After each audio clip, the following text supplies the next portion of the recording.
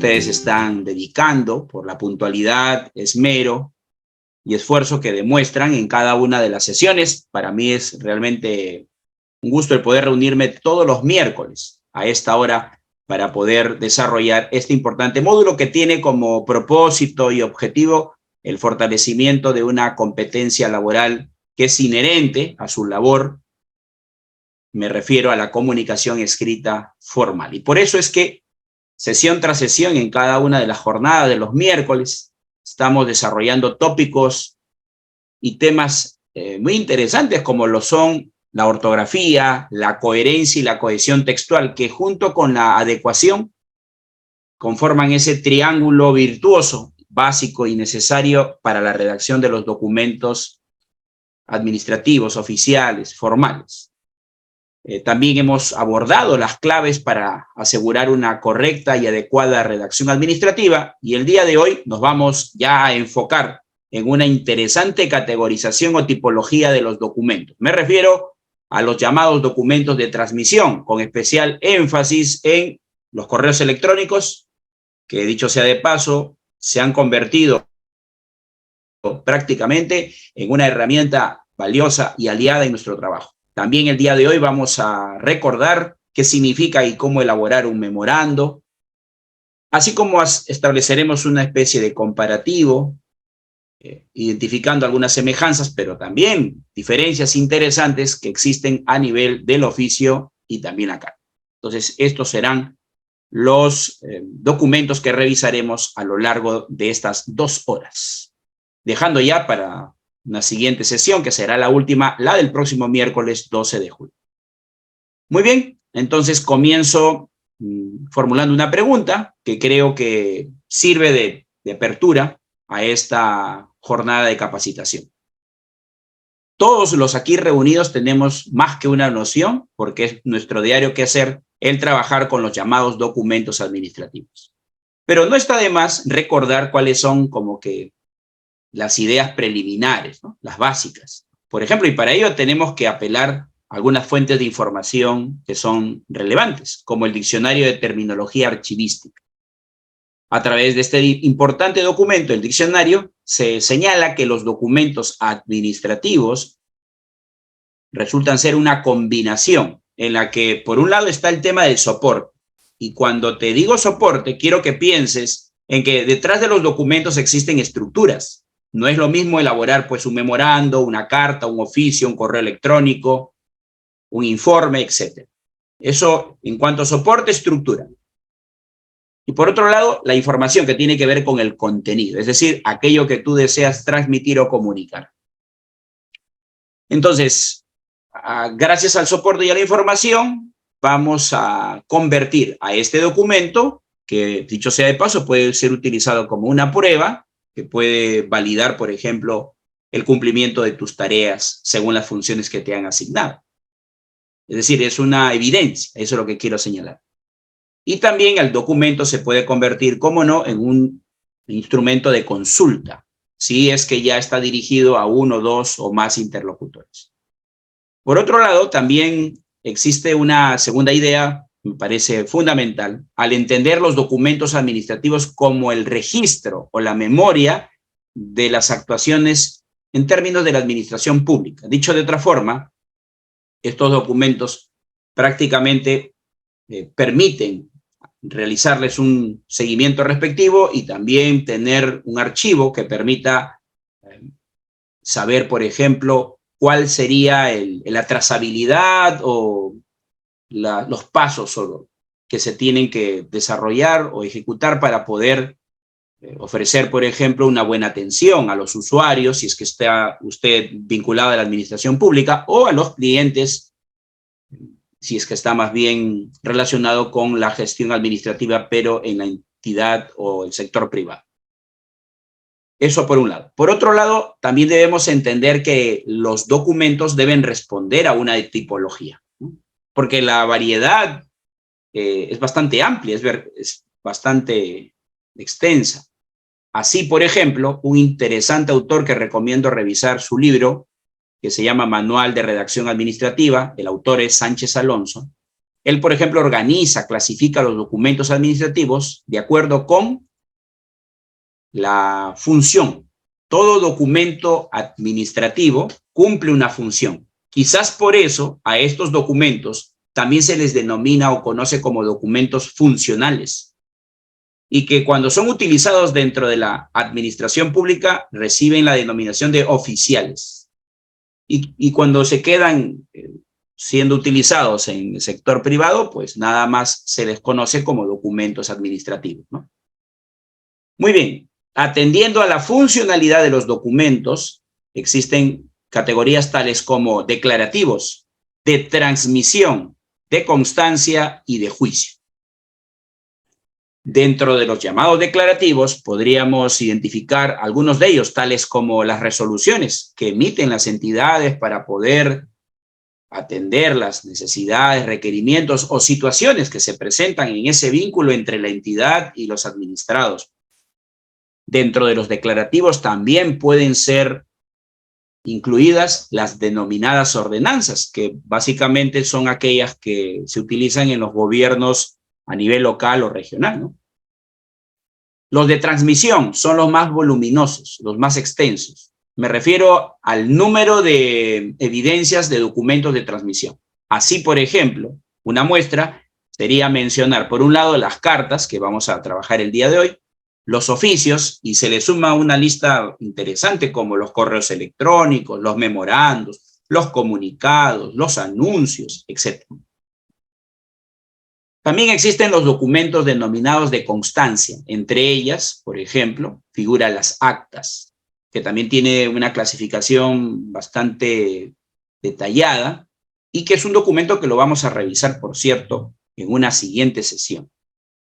También dentro de esta categoría podríamos incluir los certificados, toda vez que dejan constancia que usted ha cursado, por ejemplo, un programa de especialización como el que está llevando a través de UDEAPOLIS, es decir, acredita, avala o respalda de repente el desarrollo de una determinada competencia, ¿no? Por eso se denomina certificado.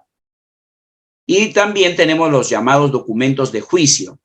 Aquí sí, a diferencia de las tres categorías anteriores, estos son documentos que recaen en manos de quienes tienen de alguna otra forma cierta especialización en materia de su formación profesional.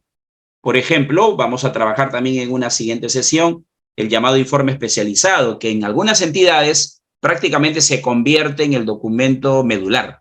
Entiéndase la Contraloría General de la República, SUNAFIL, ATU para el caso de Lima y Callao en transporte, la SUNEDU para el caso del seguimiento, acompañamiento, evaluación de las universidades. Me refiero a que estos documentos prácticamente son abrazados y utilizados por todas aquellas entidades que tienen como roles especiales el acompañamiento, el monitoreo, la evaluación, la supervisión y la fiscalización. Claro, no es exclusiva de ellos, pero lo utilizan bastante de manera frecuente.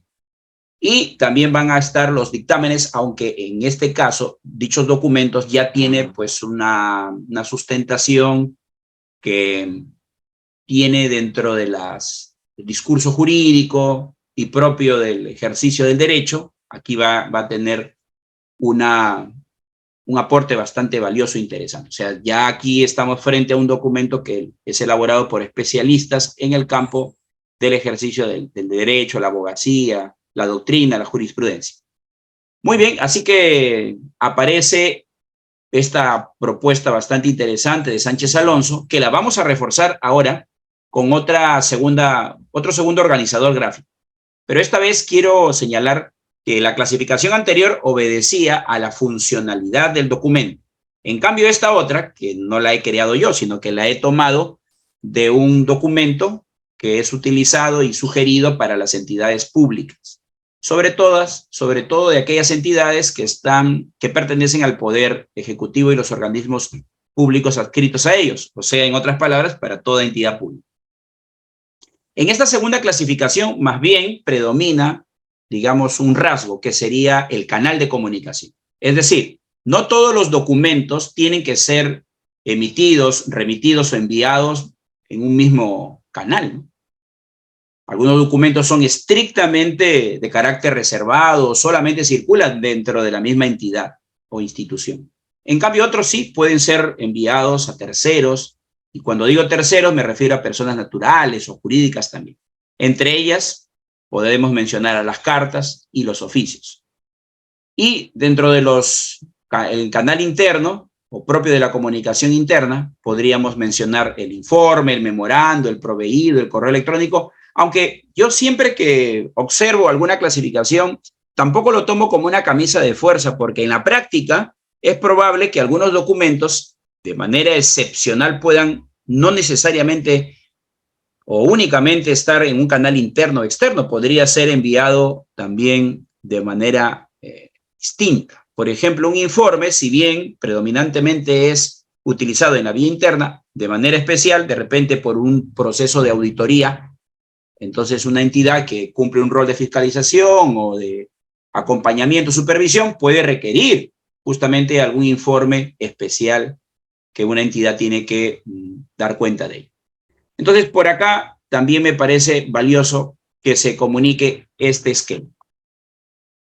Para entrar ya en algunos de los documentos que revisaremos en esta ocasión, es importante indicarles, por ejemplo, que todo documento administrativo se ciñe, digamos, también en cumplimiento a algunas de las leyes que van a darnos las orientaciones básicas de cómo debemos nosotros elaborarlos. En ese sentido, creo que todos conocemos la denominada Ley del Procedimiento Administrativo General.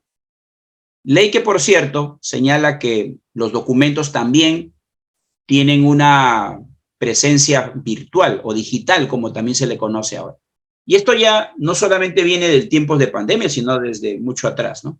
Esto seguramente responde a la modernización de la gestión pública, también debe responder a esa necesidad de emplear menos papel, reducir también en ese sentido, y facilitar, porque claro, la documentación no solamente se archiva, sino también se tramita, y eso también implica el uso de ciertos sistemas que permiten el respectivo procesamiento y la mejora de la gestión de la documentación. Entonces, también son considerados documentos administrativos aquellos que básicamente se digitalizan y son los que actualmente predominan. Por otro lado, también tengo que indicarles, antes de mostrarles la información, me gustaría en todo caso lanzar una pregunta.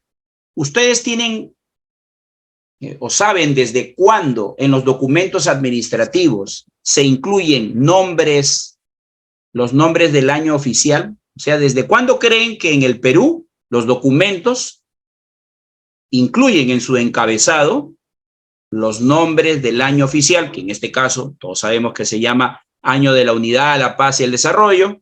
Y también tenemos, por ejemplo, en los documentos administrativos de gestión pública también se incluye o se sugiere incluir el nombre del decenio, que hace mención de la igualdad de oportunidades entre mujeres y hombres.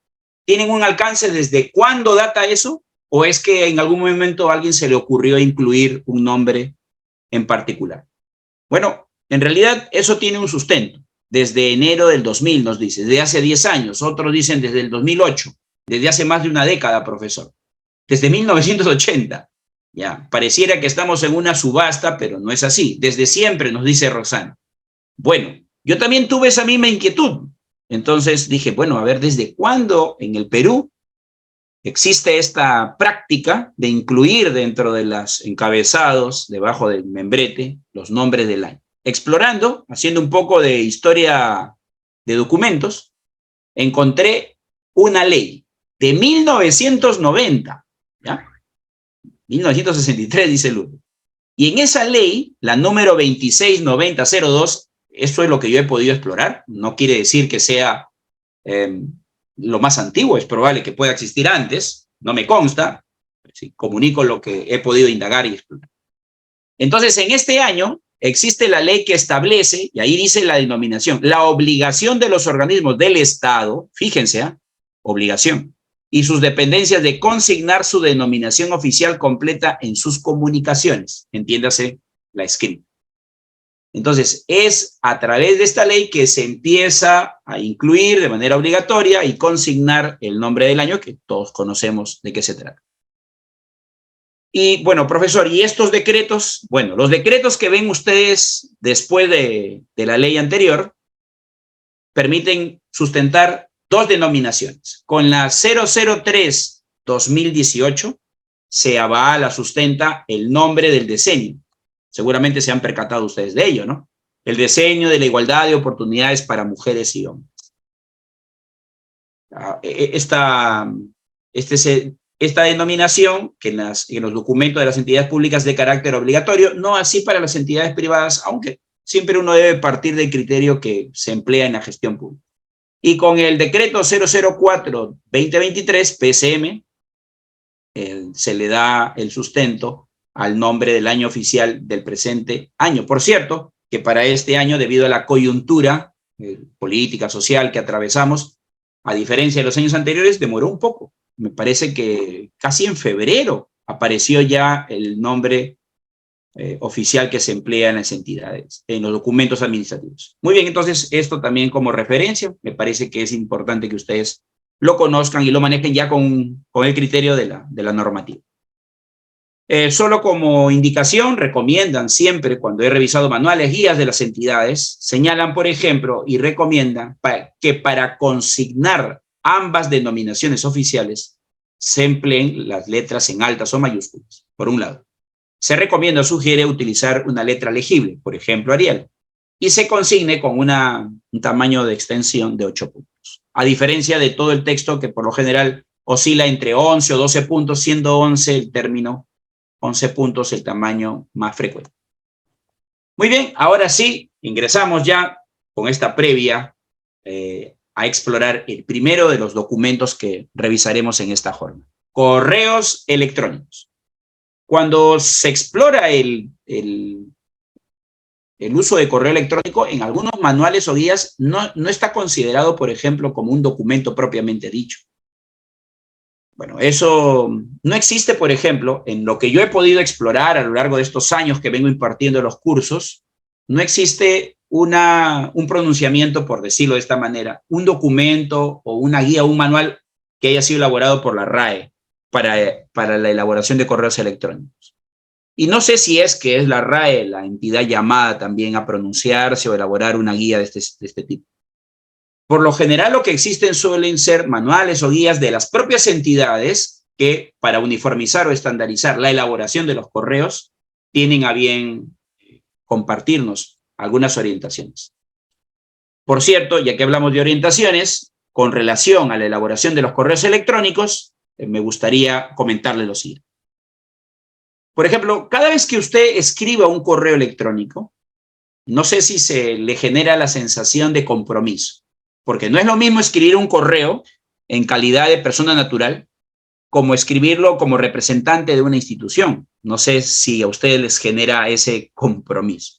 Por eso, como sugerencia número 1, escribe como si tu texto fuera a ser leído por todos. Y es que, claro, es como acá, por ejemplo. No es lo mismo comunicarse con 5 o 10 personas que hacerlo con más de 300. Que si usted mira el número de participantes aquí presentes, bueno, ya nos va generando una experiencia diferente, ¿no? No es lo mismo ser observado por 2, 3 que por una cantidad interesante de personas. Ya, lo mismo ocurre cuando uno escribe. En definitiva, la escritura tiene que hacerse de manera formal.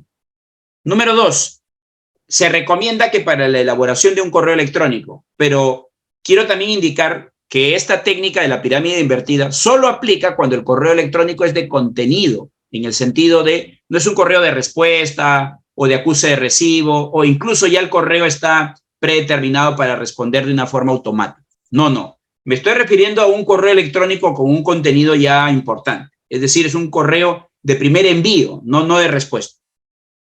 Ya lo vamos a entender cuando pasemos a ver algunos ejercicios.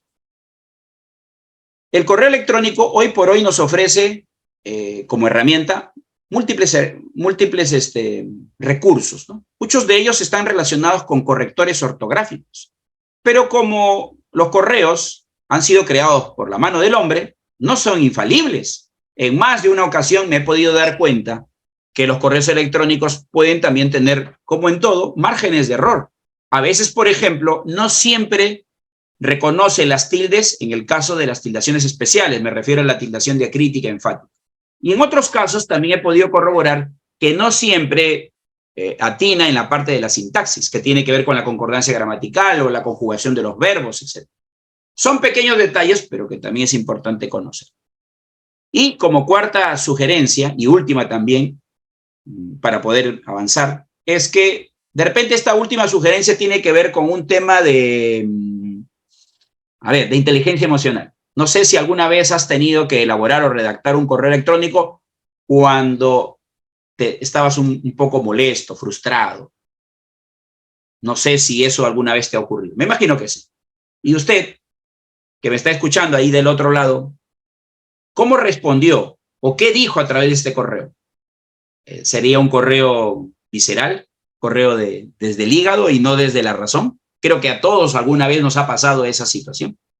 Ahora, ¿es posible identificar a través del texto que una persona está ofuscada, molesta, frustrada y por eso responde o contesta el correo? La respuesta es sí. O sea, hay indicios, hay señales en los correos que podrían quizás darnos ciertos alcances. Por ejemplo, pueden ser indicios de forma y de fondo también. Y cuando digo de forma, me refiero, por ejemplo, a la, ¿cómo se denomina? Ortotipografía, es decir, al tipo de letra que yo voy a emplear. Seguramente que en muchos espacios, foros, charlas, usted habrá escuchado decir que las personas que suelen escribir en altas o mayúsculas, en definitiva, lo que están intentando también es como una especie de llamado de atención severo. Bueno, eso puede ser una interpretación más o menos cercana, pero también podría ser un poco errónea en algunos casos. ¿Qué otros indicios pueden darnos señales de que la persona está ofuscada, molesta, frustrada? De repente por el tipo de palabras que emplea o los recursos que van acompañando las palabras. Por ejemplo, comillas, negrita, resaltado, o quizás va combinando los mensajes con algún, como ahora hay recursos también de los llamados emoticonos, que no sería apropiado para un correo electrónico porque también el correo electrónico utilizado en entornos laborales, pues no amerita el uso de ese tipo de recursos, que sí lo podemos hacer de repente en otros canales de comunicación no formal, como por ejemplo el WhatsApp. Listo. Ahora, también me gustaría solo recordarles lo que ya más o menos saben, ¿no? La estructura. Esta estructura de los correos electrónicos ya está preestablecida o predeterminada por la forma como está organizada el esquema, ¿no?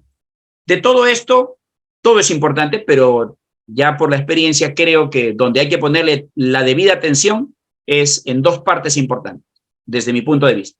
Uno, el asunto. Sí, el asunto es importante de un correo. Por eso, en una lámina siguiente, quiero darles algunas pautas en ese sentido. Y evidentemente, el otro momento clave de un correo electrónico es el cuerpo, que está formado por él o los párrafos que le van a dar presencia a este importante documento. Entonces, ¿qué errores se cometen? ¿Qué es lo que yo he podido indagar, explorar, ¿no? ¿Qué errores se cometen o cometemos a la hora de redactar un asunto para un correo electrónico? Por ejemplo, creo que tengo por acá una especie de, un ratito, de lápiz, ¿no? Lápiz o lapicero. Acá está.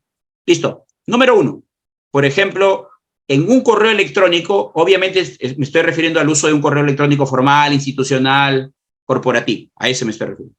Por ejemplo, no debería predominar el coloquialismo o la informalidad. Esto podría ser justificado si utilizo el correo electrónico con intención personal, pero no institucional, no protocolar. Como segundo error u oportunidad de mejora es que los extremos en la vida nunca son recomendados y eso también aplica como un principio para la redacción.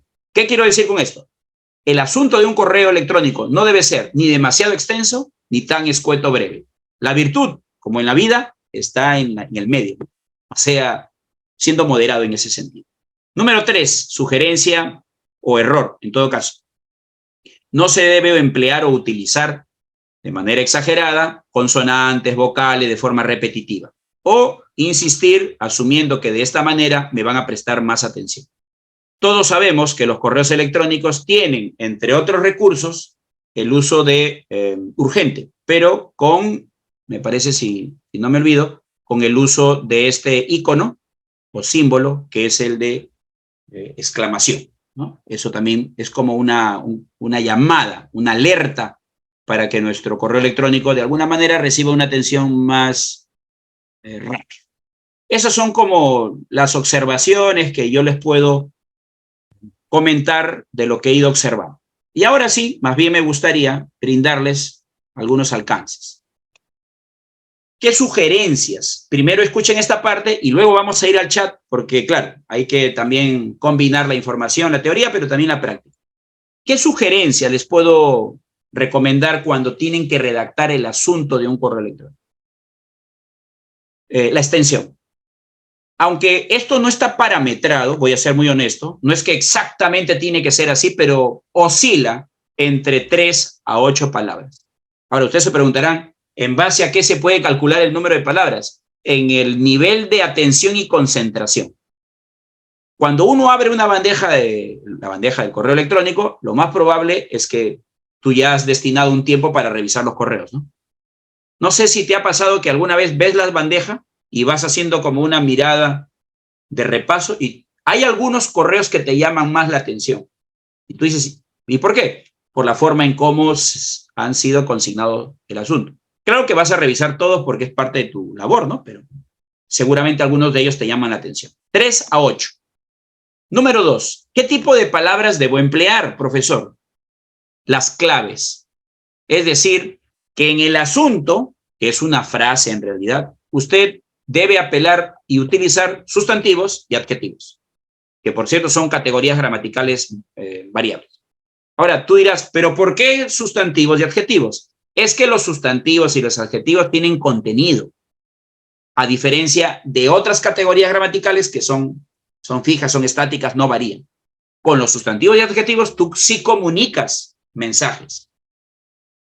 Otra sugerencia que les puedo brindar es que debes evitar, y eso quiere decir, no es que no puedas utilizar, debes evitar utilizar, por ejemplo, verbos, artículos y preposiciones.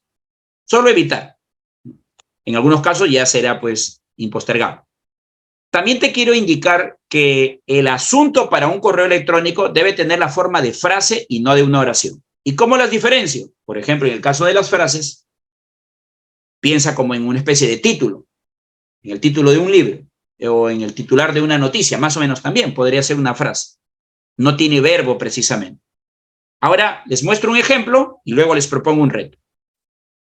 Voy a presentar 3 tipos de asunto. El contenido es el mismo, pero para que ustedes vayan viendo cómo el título del asunto va de lo general a lo específico. Las 3 son válidas, pero ya cada uno hará su propia evaluación. Nivel 1, reunión de trabajo. 3 palabras. ¿Predominio de sustantivos? Sí, reunión y trabajo. Ahí hay una preposición. ¿Es una frase? Claro que es una frase. ¿Se ha evitado el uso de verbos y artículos? Sí. ¿Comunica un mensaje? Claro, es claramente una convocatoria, una reunión de trabajo. Claro, alguien podría decir, si bien es un asunto con precisión, de repente alguien podría decir, pero me parece que no está del todo específico. Y con lo cual le doy la razón y doy paso al segundo peldaño. Reunión de trabajo personal, área administrativa. Entonces ahora el asunto no solamente me dice el qué, o sea, el contenido, sino quiénes, para quiénes está dirigido esta reunión en específico. No es para todo el personal, sino los de un área en especial. Vamos con un tercer nivel para pasar luego al reto. Reunión de trabajo personal, área administrativa por aniversario institucional. Fíjense que aquí me dice qué, me dice quiénes van a participar y para qué se espera que se desarrolle. ¿Cuál es el propósito de esta reunión? ¿Cuál podría ser tentativamente la agenda que de repente se coordine en esta reunión? Ahora sí, estimados participantes, les agradezco por la paciencia hasta aquí demostrada y me gustaría proponerles un reto. Redacta, ¿sí?, un asunto para un correo electrónico formal, claro. Entiéndase formal. Muy bien. Pueden ustedes ir leyendo. Yo voy leyendo y ustedes me van compartiendo. Reunión de coordinación por aniversario. Genial. Remitir información. Hay una palabrita más, Jenny, ¿ya? Porque son 3 en realidad, mínimo. No está mal, o sea, sí se entiende, pero de repente usted le puede dar una mayor precisión a la información que está requiriendo. Puede ser. Sugerencia. ¿Qué más? Sigo leyendo. Anímense a escribir. Sí, sí, porque escribir también un poco que nos mueve, ¿no? Y esta hora de la jornada es un poquito cansada. Solicita balance económico. ¿Sí? Muy bien. Plan de trabajo institucional. Sí, cumple. Reunión de personal, área administrativa por aniversario. Bueno, es lo que estoy copiando yo. ¿Qué más? Llamada de atención por incumplimiento. Sí, está bien. Reunión de trabajo para todas las áreas. ¿Ah? Charla informativa tributaria. Correcto. No se le coloca punto, por favor. ¿Ah? Y justo estoy observando. Ustedes dirán, ¿por qué? Porque es una frase. Si lleva puntos es porque es una oración. En este caso, por lo general, los asuntos para los correos electrónicos suelen ser frases. Requerir. Reunión de coordinación para administración nivel inicial. ¿Ya? Práctica para campeonato deportivo interno. Correcto, cumple. Información sobre el asunto de trabajo. Un poquito general. ¿Qué más? Lo que pasa es que está pasando demasiado rápido. Solicito informe semestral. Cumple. Comunicado de reunión técnica. Cumple. Envío informe final del curso XX. Correcto.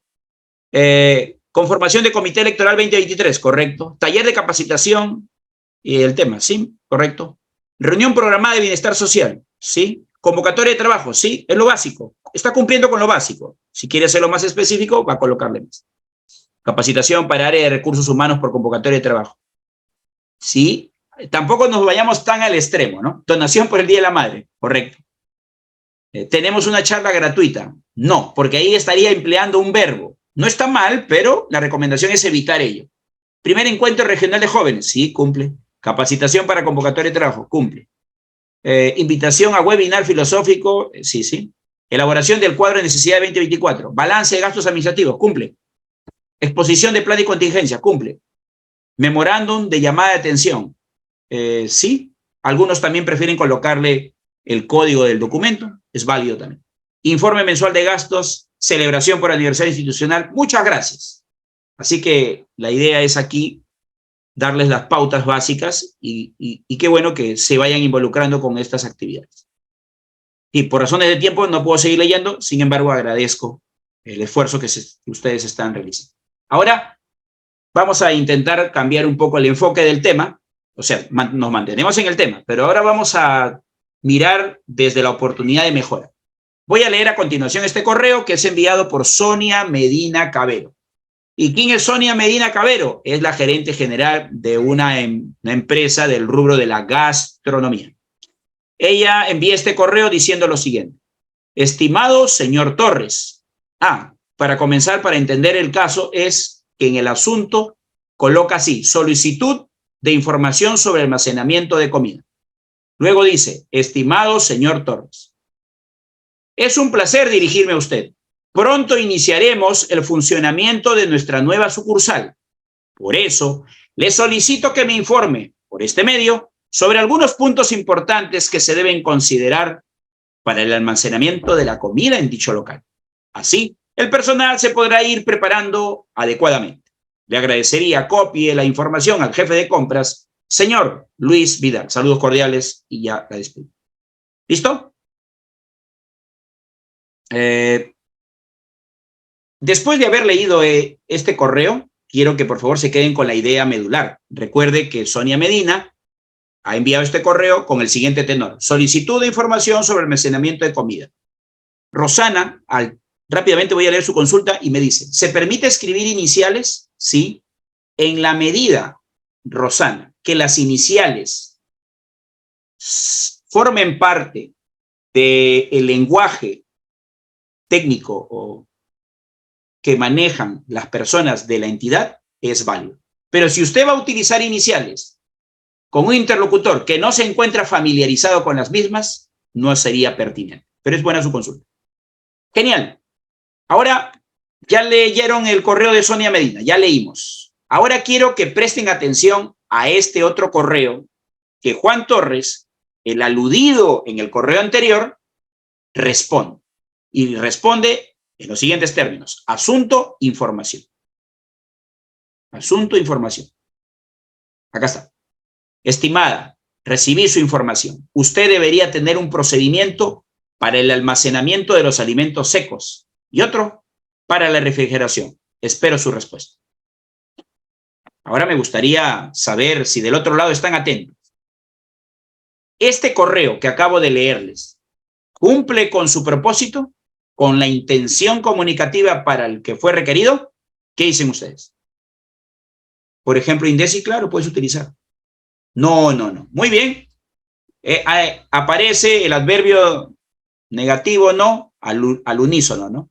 Todos coinciden en señalar, o la mayor parte de los participantes indica pues que no es conforme, ¿no? Evidentemente no cumple. Con el solo hecho de mirar el asunto, por un lado, con el solo hecho de mirar el vocativo saludo o el contenido, no responde ni de forma ni por fondo este correo electrónico. Bueno, creo que nos sentimos identificados con el señor Juan Torres. Nadie en esta vida nace sabiendo. Siempre las circunstancias de la vida laboral nos van exigiendo a ir aprendiendo. ¿Bien? Entonces, el amigo Juan Torres, que tiene capacidad de resiliencia y que ha incorporado en su chip de creencias la mejora continua, dice, bueno, no me salió bien este correo, pero quiero revertir la situación. Se matricula a un curso de Udiápolis y luego de la orientación y el entrenamiento, ahora se quiere reivindicar con su... Bueno, quiere reivindicar consigo mismo, ¿no? Ya luego puede enviar el correo que quiere en este momento comunicar. Entonces, mejorada su capacidad, ahora redacta un correo con otras características, que evidentemente, de forma, ya están llamando la atención. A nivel del asunto, responde así: información sobre almacenamiento de comida. Cumple, ¿no?, con lo que les había mencionado anteriormente.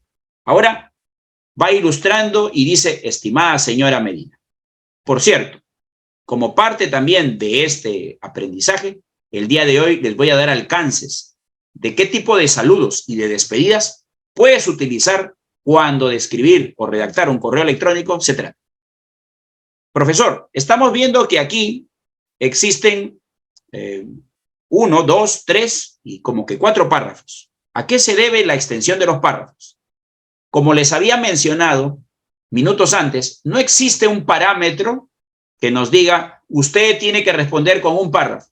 Claro está que cuando se crea un correo electrónico, el primero, el original, casi siempre este suele ser pues más generoso en extensión. Tiene que ver con la naturaleza y de lo que va a comunicar. En realidad es eso. Así, por ejemplo, podríamos decir que hay un párrafo de introducción, que hay 2 párrafos de desarrollo y que hay un párrafo de cierre, desenlace, final. ¿Qué más se le puede indicar? Que como los correos electrónicos tienen que facilitar la lectura, no tienen que ser pues encriptados o de difícil comprensión, no es un correo electrónico principalmente es un texto expositivo, donde se brinda información. Rara vez será pues un correo para argumentar, ¿no? No hay nadie que pueda defender una postura, etc. Pero para el mundo laboral, los correos electrónicos predominantemente son expositivos, son informativos, son de orientación, etc. Son instructivos en algunos casos también. Muy bien, entonces aquí básicamente lo que les estoy indicando es la estructura de los párrafos. Ya me acordé otro dato. De todos los documentos administrativos que pueden existir, el correo electrónico es el que nos da una alerta. ¿Cuál es esta? Que los párrafos de los correos electrónicos deben ser escuetos, breves y precisos. A diferencia de otros documentos que de repente yo puedo extender un poco más los párrafos. Por ejemplo, piénsese en un memorando, de repente por ahí en una carta, o quizás por ahí en un informe, en una resolución. En carta no, informe, resolución, de repente los párrafos suelen ser más extensos. Aunque recogiendo información revisada en los manuales y guías, se recomienda que los párrafos para los documentos en general no superen las 6 líneas. No superen. Muy bien. En este caso, ¿podría adjuntar las especificaciones solicitadas en el documento? Claro. Obviamente que a diferencia de otros documentos, el correo electrónico tiene esa característica de la multifuncionalidad y de la posibilidad de adjuntar aquellas evidencias que yo creo que van a avalar o apoyar la información que estoy compartiendo. En el correo, ¿se puede colocar atentamente? Claro, es que eso es una de las tantas despedidas que se puede emplear y que líneas más adelante vamos a ir ampliando. Claro que sí. Muy bien, vamos por acá. Profesor, en la parte inferior del correo existe una estructura de firma, ¿sí? Y es justamente lo que estoy resaltando acá. ¿Existen algunos lineamientos para la firma? La respuesta es sí. O sea, usted sabe muy bien que en los correos electrónicos uno puede predeterminar la firma para no estar todo en cada momento, en cada correo, elaborando la firma. Eso ya se puede hacer. Ahora, la consulta es, ¿y qué datos se tienen que consignar en una firma, institucional o corporativa, dependiendo de dónde se desempeñe? Bueno, existe una coincidencia en reconocer hasta seis datos. Puede ir variando, ¿no? En unos más que en otros. Por ejemplo, básico es que se reconozca el remitente. ¿Y cómo se coloca? Bueno, los nombres y los apellidos. Hay quienes, por ejemplo, le añaden o le agregan su título de profesional o académico que ha adquirido. O sea, antes del nombre me refiero, o acompañando el nombre. Segundo, usted debe consignar el área, unidad orgánica en la que se desempeña. Y aquí hay un dato. Solo si es jefe, se menciona el cargo. Solo si es jefe. Y si no, simplemente deberá colocar el nombre del área. Área de almacén, logística, administración, ventas, recursos humanos, etc. ¿Se entendió? Número 3, debe consignar el nombre de la entidad o empresa en la que ustedes se desempeñan. Y a partir de allí, ya eso va a depender un poco también de la política de comunicación interna de la organización. Esto no es una obligación. Puede colocar, por ejemplo, la referencia de la dirección, teléfono, correo electrónico, página web, anexo y cualquier otro tipo de enlace que se quiera de repente consignar en esa. Los 3 primeros son como que básicos y esenciales. Los 3 últimos son como optativos y ya va a depender de lo que la entidad crea por conveniente comunicar a sus interlocutores. ¿Se puede poner ATT? Claro, es que el ATT es una abreviatura, estimada Doris, pero ahí le doy un alcance. Toda abreviatura, salvo por ahí excepción, toda abreviatura lleva punto, así que no se olvide el punto y le coloca siempre en la coma, claro está. Página web también puede ir, claro, es que eso va a depender de la entidad. Es decir, si la entidad tiene, ¿cómo se le llama? Marca virtual, marca digital, obviamente que le va a convenir que sus usuarios o clientes potenciales sepan mayor información de la empresa. O sea que estratégicamente puede ser colocada allí la dirección de la página web. La firma institucional, Sonia, es el sinónimo de la firma corporativa, sino que se denomina institucional porque se emplea más para la administración pública y la corporativa más para la privada. Gracias. Continuamos. Estos son los datos básicos. Ahora vamos a ¿cómo se le podría decir? Aguzar, dice, ¿no? Aguzar. O agudizar también puede ser la visión. A continuación voy a utilizar la estrategia de la corrección de textos, muy utilizada en este tipo de cursos, por cierto. Ya les estoy mostrando correos, son correos personales, ¿ya? Que yo he recibido como persona natural. ¿Qué errores pueden ustedes advertir de estos correos? Muy bien. Mientras ustedes van reconociendo los errores, el ITA me dice, en algunos correos de entidades públicas se ha observado que le agregan un logo. Claro, eso ya lo establece, como le señalo, la política de comunicación interna de la organización. Zoila, ¿se puede poner en despedida saludos cordiales? Sí, sí, Zoila, pero en la medida que usted en su saludo de bienvenida o de apertura no haya colocado esta frase, porque si no estaría incurriendo en una redundancia. Muy bien, ¿ningún error? A ver, vamos a ver qué me están escribiendo por acá. Por ejemplo, por acá se dieron cuenta que faltan 2 puntos. Aquí quisiera hacer hincapié rápidamente. Espero que se entienda el deslinde. Nunca se le coloca al vocativo, que es esta denominación a la persona a la que yo me dirijo o al grupo de personas a la que me dirijo, nunca se coloca una coma.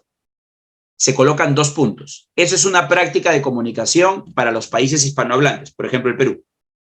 Ahora, ustedes dirán, pero es común ver, profesor, que colocan la coma. Sí, pero eso responde a una práctica de redacción de documentos de los países anglosajones. ¿Y qué significa eso? Los países donde normalmente se habla el inglés. Y entonces, ¿qué está pasando? Es que por el fenómeno de la globalización, el uso de las redes sociales y algunas entidades o empresas que son de carácter, transnacionales, obviamente las prácticas se van como que copiando, pero se copian muchas veces no siendo consciente de por qué aplica ese criterio. ¿Ya? Eso por un lado. ¿Qué más? No puede ser hola. Sí. Usted está refiriendo que no puede ser hola. Va a depender, estimada Kiara. Es que eso lo establece el código de cortesía, lo establece el vínculo que yo quiero generar con la persona. Obviamente que en la administración pública nunca he visto ya alguien que escriba un correo que coloque hola, pero sí en los correos que envían las entidades privadas, claro, sobre todo las de índole comercial, siempre. ¿Por qué? Porque supuestamente con ese saludo se acercan más a ti. ¿Quién te saluda hola? Pues la persona cercana, ¿no? El amigo, la persona que de alguna manera te trata, ¿no? ¿Cuál es la diferencia de las firmas? A ver, la misma inquietud. No, si se utilicé la denominación de firma corporativa porque está más ligada a la entidad privada y la firma institucional más ligada a las entidades públicas. Eso es básicamente. El día miércoles está de más. Sí, muy bien, gracias. Nos confirmes, dice Cifuentes. A ver, vamos a ver. Por ejemplo, no sé si se percataron que esta palabra no era precisa. ¿Sabían ustedes que cuando a veces, por descuido, utilizamos unas palabras por otras, pero que realmente no son las adecuadas, ese vicio idiomático se llama imprecisión léxica? La oración dice, con ese objeto te escribimos en esta oportunidad. A mí me da la impresión que la persona debió utilizar la palabra con ese objetivo o con ese propósito. Entonces, si no utilizo bien las palabras, incurro en el vicio idiomático de la imprecisión léxica. Claro, no tiene sentido, nos dice Roberto. Otros detalles, la coma de movimiento circunstancial. Otros detalles, solo, la RAE ya señaló hace varios años que solo no se tilda, dado que se aplica la regla general de acentuación. Claro que antes sí se tildaba. Bueno, cuestiones ortográficas que son importantes. Y en la parte inferior figura una firma que creo no cumple con los elementos básicos que tú y yo conocemos y que ya han sido mencionados en esta presentación. A ver, vamos con un segundo correo electrónico. ¿Ya? Atentamente debe ser coma, sí, siempre va una coma porque es una frase. Al finalizar los 2 puntos, sí, también. Muy bien. Les estoy mostrando otra evidencia del correo electrónico. Pueden hacer los aportes, las observaciones que ustedes consideren pertinentes.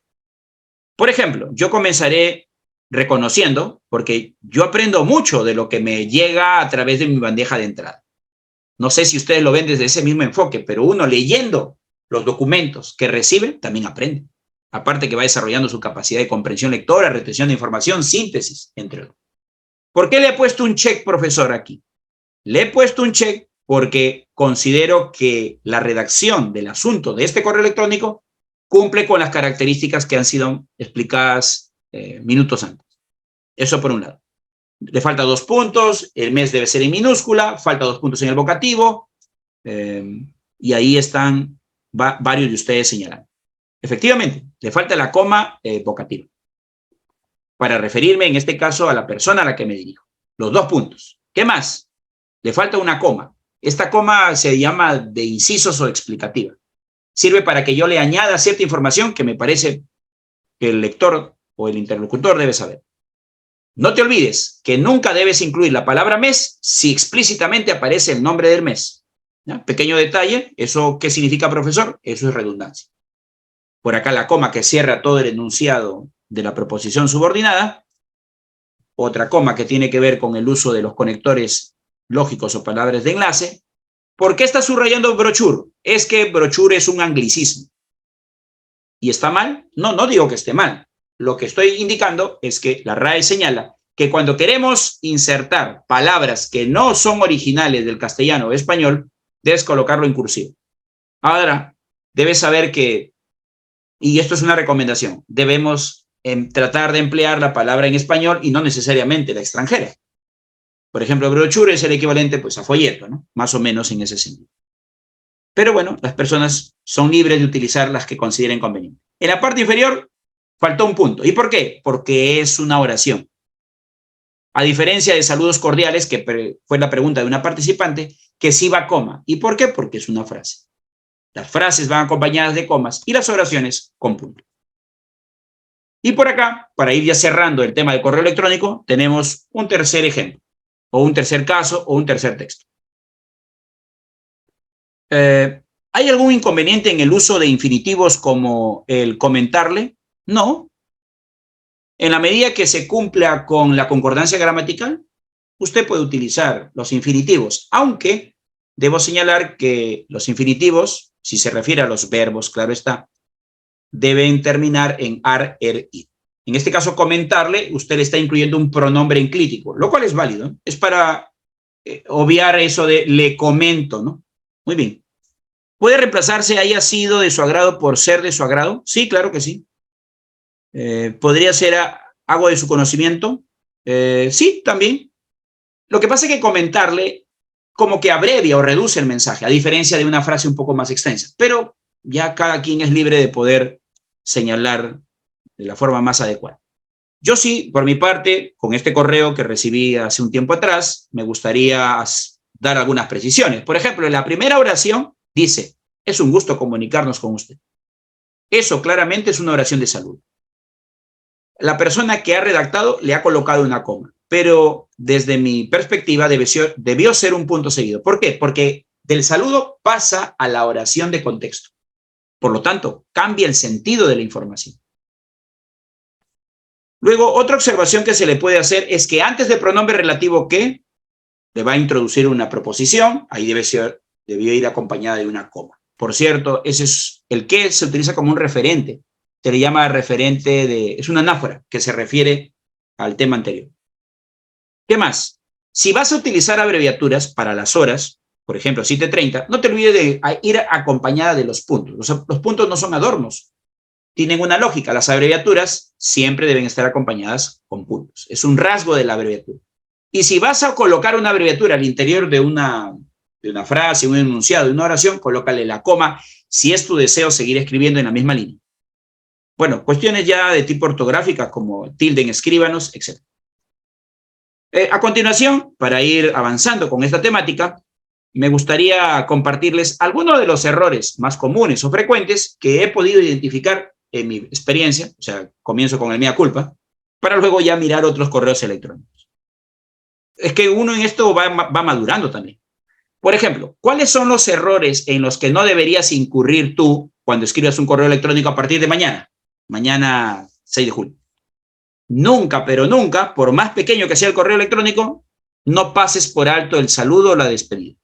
Claro, no me estoy refiriendo a los correos electrónicos donde ya tienes predeterminado tu respuesta. Eso no, pues no, es el automático. Ok, conforme. Por ejemplo, eso ya están predeterminados. Muchas gracias. Acuse de recibo de conformidad. Eso no, porque ya está preestablecido.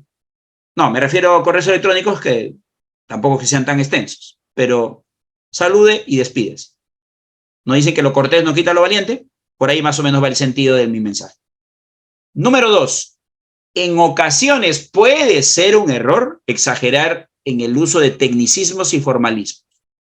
No es un error cuando el interlocutor al que usted se dirige es un especialista en materia. Allá.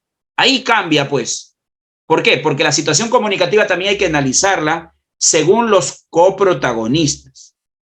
Si son de tu especialidad, si forman parte de tu círculo, digamos, de vínculo laboral, ahí sí aplica. Pero si no, si usted se dirige a un usuario, un cliente, un ciudadano común y corriente, no, a eso me refiero. No descuide la ortografía, cuide la concordancia gramatical, las tildaciones y como error podríamos también entender que no debes escribir todo en la misma línea, ¿no? O sea, lo que quiero decir es que a veces también hay que hacer cortes estratégicos a los enunciados. Por lo general, las oraciones que se emplean para los correos electrónicos son oraciones simples y no compuestas. Me refiero a ello. También les ofrecí como parte del contenido de correo electrónico, a continuación, frases para saludar en los correos laborales. Es decir, la idea es no solamente quedarnos con el famoso saludos cordiales. ¿Ya? Elegir un asunto inadecuado, claro, también puede ser un error craso, ¿no? Claro que sí. Gracias por tu aporte, Kiara. Bien, a continuación les quiero compartir algunas frases para saludar en los correos cuando se trata de construir los vocativos. Estimado, más el nombre. Estimado José, estimado Miguel, estimada Andrea. En algunos contextos de comunicación se aplica y en otros no. También puede ser estimado, estimada más el cargo. Estimado director, estimado coordinador, estimada jefa, etc. ¿Sí? También podría ser estimado más el señor o señora. Estimada señora Torres Vega, o también puede ser todo el nombre de la persona. También puede ir un poquito más formal, más directo, ¿no? Señor y señora, y incluir los nombres y apellidos. Señor Jesús Payá Samamé, por ejemplo. También puede ser señor o señora más el cargo, me refiero a ese saludo formal que debe llevar el correo electrónico. También podría ser, si es que usted se dirige a varias personas, y esas personas forman parte de su círculo, no sé, de amistades, por decirlo de esta manera. Usted quiere manejar un estilo de comunicación, vamos a llamarlo así, más asertivo, y como tal incluye la cortesía, pues apreciados colegas, puede ser, habría que evaluar el contexto. Y también podría ser señoras y señores, dependiendo, y le agrega la unidad orgánica. Señores, unidad de recursos humanos. Señoras, ¿no? Señores, y coloca allí la unidad orgánica a la que usted se dirige. Puede ser el departamento, puede ser el área, etc. ¿Correcto? Eso en cuanto a las frases de saludo. Pero hay más. También tenemos frases de despedida. Si creías que con el atentamente ya habíamos cumplido, no está mal, ¿no? Pero a continuación, quiero también poner en contexto estas despedidas. Estas despedidas las puedes emplear en determinadas situaciones. ¿En qué sentido?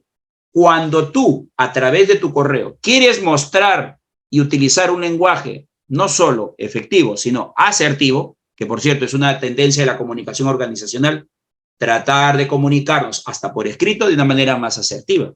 No lo digo yo, ¿no? Lo señala, digamos, los especialistas en materia de comunicación organizacional. Pero claro, siempre que se quiera usted despedir, habría que entender el contexto también. Por ejemplo, este podría ser una frase de despedida, claro, pero ¿aplica en cualquier día? No. Sugerencia, los lunes. ¿Por qué? Porque recién empieza la semana. ¿Sí? Que tengas una semana productiva. Hoy suena bien, ¿no? No olvides que puedes escribirme si tienes alguna duda. ¿Cuándo podría aplicar? De repente usted es jefe, jefa, es responsable de un área y sabe que se ha incorporado un nuevo personal. O usted es consciente que se les está brindando, ¿cómo se le llama esto? Capacitaciones de inducción. Entonces, claro, son personas que recién se están incorporando y que necesitan de la ayuda, la orientación y el acompañamiento de los jefes, de los superiores, de las personas que tienen más experiencia. O de repente usted es el responsable de la entidad y se dirige a los mandos intermedios. Y entonces usted quiere expresar una felicitación, un reconocimiento a través del jefe de esa unidad o área. También puedes pedirse así. Comparte mis saludos, ¿no? a tu equipo de trabajo, a tus compañeros, a tus colegas, o felicitaciones, etc. Gracias de antemano, si es que usted ya está enviando un correo, dado que ha recibido de repente una ayuda, ¿no? Le han facilitado un proceso, etc. O si ya es viernes, que no es el caso, si ya llegó el fin de semana, usted le podría decir, les deseo un excelente fin de semana, si se trata de un grupo de personas, o te deseo, le deseo, etc. Como pueden ustedes darse cuenta, las frases para despedirse de los correos electrónicos pueden ir variando. Habría que evaluar, como siempre, la situación comunicativa y el grado de relación que usted está intentando construir con esas personas. Miguel Alejandro ha dejado el comentario, lo haces con respeto y confianza. Claro, si te refieres a ello como parte de la comunicación asertiva, que es estratégica, sí. Roberto colocó el Día del Maestro, gracias. Me imagino que hace referencia que mañana, ¿no? Los maestros estamos celebrando nuestro día. Gracias de antemano. Muy bien. Recomendaciones y cerramos acá para ingresar a otro documento. Cuando tengas que escribir un correo electrónico, no te excedas en el uso de altas o mayúsculas. Sé que el alta o la mayúscula es una forma de resaltar algunas palabras o frases claves, pero no todo correo electrónico se puede escribir siempre con alta o mayúscula. Número 2, cuando tengas que elaborar el asunto del correo electrónico, no te olvides que deben estar tus palabras claves. Esas no pueden faltar. Es decir, el tenor, la naturaleza del correo se expresa con las palabras claves. Y ya te dije la estructura que debe tener. Como el correo electrónico nos da la posibilidad de emplear otros recursos, si bien te da posibilidades de utilizar colores e imágenes, tampoco te excedas. Por ejemplo, los correos electrónicos nos dan la posibilidad de resaltar utilizando recursos tales como negrita, subrayado, cursiva. ¿Qué más tenemos? Amarillo. Ya, con que utilices uno o dos está bien, ¿no? Pero no todos a la vez. Muy bien, entonces hasta acá cerramos el llamado correo electrónico. Pasamos al memorándum. Muy bien, si no hay consultas con relación al correo electrónico, aunque también pueden reservar las preguntas hacia el final. ¿A qué se refiere con palabras clave, Samantha? Gracias por su consulta. En láminas anteriores se señaló que las palabras clave son aquellas que tienen en su... Son aquellas que comunican un mensaje cabal y completo. ¿Qué tipo de palabras nos ayudan a construir palabras claves? Los sustantivos y los adjetivos. Por ejemplo, reunión de trabajo. Ahí usted ya está comunicando a través de los sustantivos reunión y trabajo, más o menos de qué se trata el correo. A eso me refiero. Ya, muchas gracias, Flor de María, por su saludo. Continuamos. Memorándum. Quería comenzar diciendo, ¿sabían ustedes que si bien la palabra original proviene de la lengua madre, esto es, el latín, la RAE recomienda, y no invalida el uso de memorando, pero recomienda para los países hispanohablantes, por ejemplo nosotros, el Perú, emplear la palabra memorando y no memorando. Pero no es un error, por si acaso. Ahora, ¿es válido si quiero utilizar memo? Sí es válido en el uso coloquial, pero no en el documento. O sea, en el documento no debería colocarse memo, pues. Memo es un apócope. No sé si cuando ustedes han tenido la experiencia de... ¿Han llenado crucigramas en su vida? Me imagino que sí, ¿no? Gracias a los crucigramas uno aprende también a manejar el acortamiento de palabras, ¿no? Y ahí, por ejemplo, de memorando, memo. ¿En el uso coloquial es válido? Sí, pero no en la escritura. A eso me refiero. Bueno, todos los aquí reunidos hemos alguna vez recibido y redactado, claro está, memorando. Uy, profesor, es mi día a día. Yo soy campeón de los memos. Bueno, debo comenzar diciendo que a diferencia de otros documentos, ya sabemos que es un documento de transmisión, pero es un documento que estrictamente se maneja o distribuye en el canal interno. Como segunda indicación que les puedo brindar es que el memorando se maneja en un sentido de comunicación vertical, siempre. Es decir, una persona que jerárquicamente ostenta un cargo superior hacia un inferior. Sí, eso hay que dejarlo bastante claro también. Función, ¿para qué se utiliza? Bueno, el memorando básicamente lo que nos permite es advertir. Por eso tiene un tono imperativo el memorando. Por eso que sentimos que cuando leemos un memorando nos están dando una orden, porque tiene el tono imperativo. El memorando, como su mismo nombre lo señala, rememora, pues. O sea, permite recordar aquello que se sobreentiende, la gente sabe o conoce, pero no es cierto. Para cerrar esta parte, que por cierto no lo he inventado, sino que lo he tomado de un manual publicado por el MEF, bastante interesante, y por cierto ya saben que todos mis materiales vienen adjuntos con enlaces que les permite descargar documentos y así seguir enriqueciendo su información. Todo memorando es flexible, práctico, breve y directo. La flexibilidad está en el uso de los términos o elementos que lo componen. Aunque ustedes no lo crean, si bien este documento suele ser el más escueto y breve, tiene más elementos que otros. Atendiendo al número de interlocutores, esto es, destinatarios, existen dos tipos de memorando. Uno, el simple, aquel que va con nombres y apellidos específicos en la parte de los datos del destinatario. A diferencia del múltiple, que evidentemente tiene que ser remitido como mínimo a 2 o más.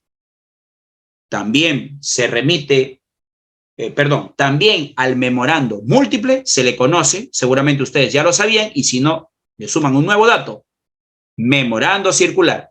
También se le llama así. O sea, en el código del documento puede ir memorando múltiple o memorando circular y se refiere al mismo documento. Lo que sí debes evitar es colocar solo la palabra circular. ¿Y por qué, profesor? Porque puede estar generándose la idea de que memorando es una cosa y circular es otra, cuando técnicamente, de acuerdo a la bibliografía revisada, es el mismo documento, sino que a veces da flojera, pereza y no colocamos memorando circular y solo lo dejamos en circular. Muy bien, ¿sabían ustedes que el número de elementos o partes que componen un memorando llega incluso hasta 13 elementos? Soy la coloca memoranda. Sí he leído, me parece que la expresión memoranda, a menos que pueda equivocarme, obviamente, me parece que es un uso más coloquial, a no ser que en la definición de la RAE diga memorando y al costado memoranda. De repente, si es así. José nos dice, ¿se puede enviar un memorándum del subordinado al jefe? No, no aplicaría, estimado. Hay un principio de jerarquía además, que está avalada por un tema de organigrama. Todos los aquí presentes, si tienen experiencia laboral, saben que se rigen de acuerdo al organigrama que todo trabajador, colaborador sabe y conoce. Es más, es uno de los primeros documentos que recibe cuando recién ingresa a trabajar a una entidad. Bien, solamente por dar la información, elementos o componentes de un memorándum, membrete y logotipo. ¿Es lo mismo? No, son complementarios, lo vamos a ver con los ejemplos. Nombre del año, que también puede incluir en las entidades públicas el nombre del diseño. Código del documento, ya les voy a dar los detalles al respecto. El remitente, hay quienes dicen que el remitente ya no debería incluirse en los datos del encabezado porque se sobreentiende que alguien firma ese memorando, lo cual tiene sentido. Destinatario, 1, 2 o más. Asunto o referencia, es optativo, aunque en la práctica realmente la referencia es casi la costumbre en los memorandos. Lugar y fecha, cuerpo texto, predomina un párrafo, pero no es una camisa de fuerza, pueden ser 2 o más. Despedida, firma, en este caso digital, ahora anexo, y el C.C es con copia. ¿Qué significa esto? El C.C nos está diciendo que ese documento será distribuido y dado a conocer a otras áreas o unidades orgánicas. Y también, de manera adicional, puedes incluir las siglas del remitente con altas o mayúsculas y la del redactor con minúsculas. A continuación, veamos o recordemos cuáles son los elementos o componentes del llamado memorando simple.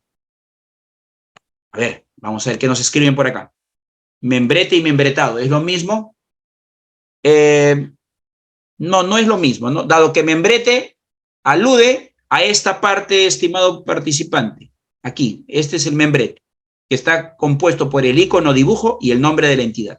Membretado es el adjetivo con el que se califica al papel oficial que representa o comunica la entidad o institución. Paula me dice, ¿también puede ser de manera horizontal? En los años que llevo, o sea, la costumbre es que siempre el documento se imprima de forma vertical. Nunca he leído algo que indique que se puede imprimir de forma horizontal. O sea, de poder hacerlo lo haces, pero construirlo ya es otra cosa. ¿Es necesario usar el membrete? Claro que sí, eso también le da la formalidad al documento, por eso a los documentos también se les llama oficiales. En mi institución usamos el memorando de dirección a dirección. Ya, eso que usted está señalando, que es una práctica propia de su entidad, que puede ser respetable, obviamente, porque de alguna manera la comunicación interna de una organización también obedece a una costumbre, pero no toda costumbre responde técnicamente a lo que debería utilizarse. A menos de que alguien en su entidad les diga, no lo están haciendo bien, obviamente tiene que ir todo, con todo un sustento. Cuando ponen urgente, muchos lo toman de manera inmediata. Sí, bueno, usted sabe que las palabras son muy persuasivas. Obviamente, si yo leo urgente, rápidamente quiero leerlo, ¿no? O es una estrategia para poder agilizar de repente la comunicación. ¿El membrete es necesario aún siendo un documento interno? La respuesta es sí, pero si en la entidad han creído por conveniente no hacerlo de esa forma, será también una decisión respetable de la entidad. Evidentemente yo, para dar toda esta información, estoy poniéndome en una situación promedio, pero soy respetuoso de que cada institución haya ciertas prácticas que se deben tomar en cuenta. Obviamente, desde la mirada técnica, alguien podría advertir que puede mejorarse esa forma de comunicación. Bueno, entonces solo para recordar lo que ya se estaba mencionando, el código, los datos del destinatario, el asunto, lugar y fecha, el cuerpo, la despedida. Aquí faltan otros elementos, pero básicamente ya se está cumpliendo con el estándar esperado. ¿Correcto?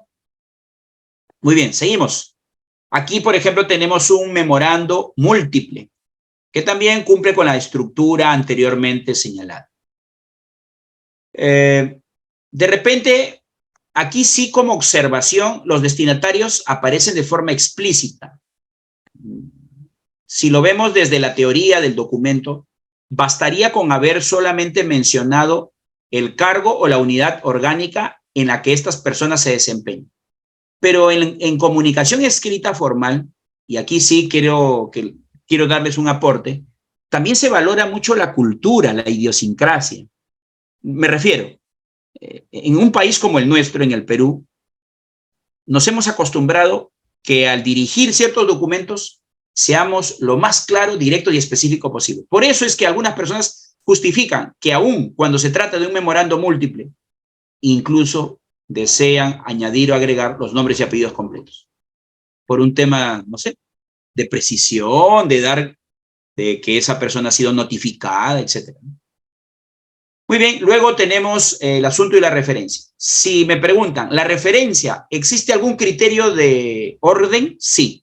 La referencia se maneja por dos criterios de orden. Número uno, empleo de las letras del alfabeto para enumerarlas o para organizarlas. Y número dos, se debe consignar desde el documento más reciente o vigente, el que recibió, por ejemplo, ayer, y luego puede ya ir añadiendo, agregando otras referencias anteriores ahí. Lugar y fecha, el cuerpo texto, desarrollo. Profesor, ¿es válido si yo deseo incluir alguna frase o destacarla como aparece en el ejemplo? Sí, porque justamente el memorando tiene este tono imperativo que suena a mandato y orden. Por eso la persona que ha redactado este memorándum coloca, cúmplase bajo responsabilidad funcional y administrativa. Sin duda estamos frente a un memorándum. Luego tenemos la despedida y luego la firma. También están las siglas. ¿Por qué van en altas o mayúsculas unas y otras no? Porque las primeras obedecen a las siglas iniciales de los nombres y apellidos de la persona que es responsable del documento. Y con minúscula, la persona que cumple las veces de redactor, de secretario, de asistente, ¿no? Que es trabajo que hemos hecho alguna vez todos los equipos. Luego también está el canal de distribución, o sea, a qué área se va a notificar y enviar una copia o digitalizar este documento. Y luego vienen los anexos también, ¿no? No es una obligación, pero más o menos va siendo la costumbre. Me preguntan, ¿la postfirma se coloca en el centro o puede ir al lado derecho o izquierdo de acuerdo al estilo? Sí, eso lo determina. Claro, lo que usted está, eso es una pregunta de estilo. El estilo es la forma, la parte estética o estilística, como también se le llama. Eso lo determina la institución. O sea, lo puede consignar en el medio, en el centro, que es lo tradicional, y algunos, dependiendo para no aglomerar mucho la información, lo colocan a veces a la derecha. No hay algo fijo, ¿no? Pero la costumbre es en el centro. Muy bien. Dicho esto, rápidamente quería mostrarles algunas orientaciones. Me hicieron una pregunta que cuál era la diferencia entre membrete y membretado, ¿no? Por ejemplo, esto sería el membrete, pero a la vez sería el papel membretado. Membrete, ¿por qué? Porque está el icono, que en este caso es el escudo nacional, seguido de la estructura. Esto lo maneja imagen institucional en las entidades públicas. Ajá. Le van añadiendo el nombre de las unidades orgánicas o de las entidades.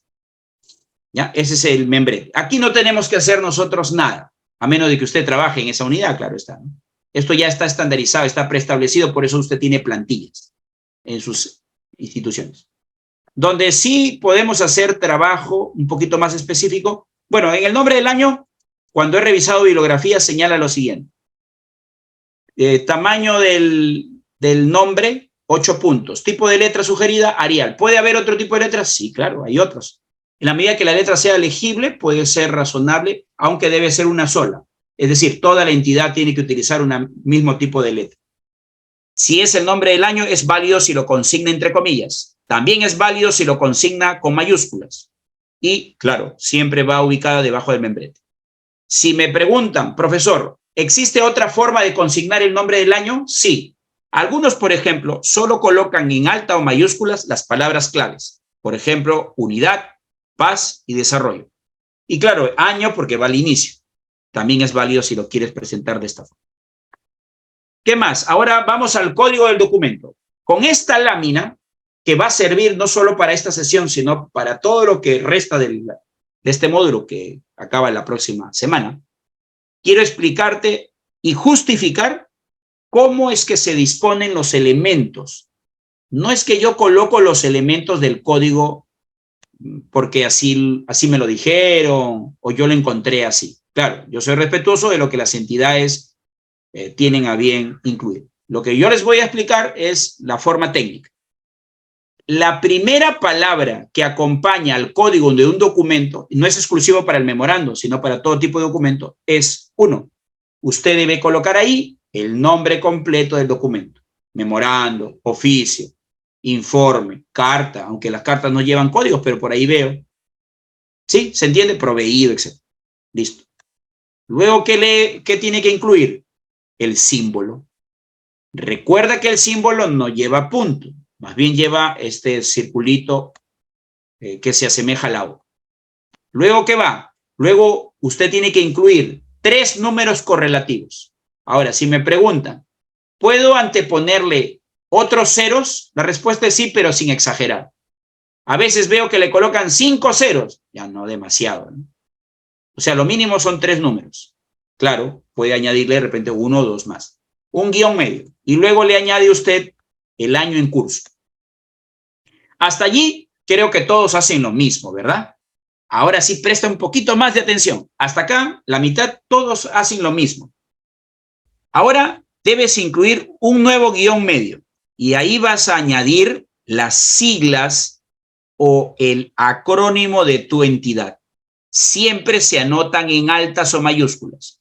No importa si es un acrónimo, porque los que me vienen siguiendo desde la primera sesión seguramente se acordarán cuando les dije que el acrónimo solo la primera se escribe en alta. Ya, pero como se trata de un código, aquí se consigna igual como la sigla. A partir de la sigla de tu entidad, puedes añadirle hasta 3 siglas más. Pero no es que sean siempre las 3. ¿De qué va a depender que le añadas 1, 2 y hasta 3? De dónde se está emitiendo este documento. ¿Y cómo se establece esas siglas? Por subordinación, por jerarquía.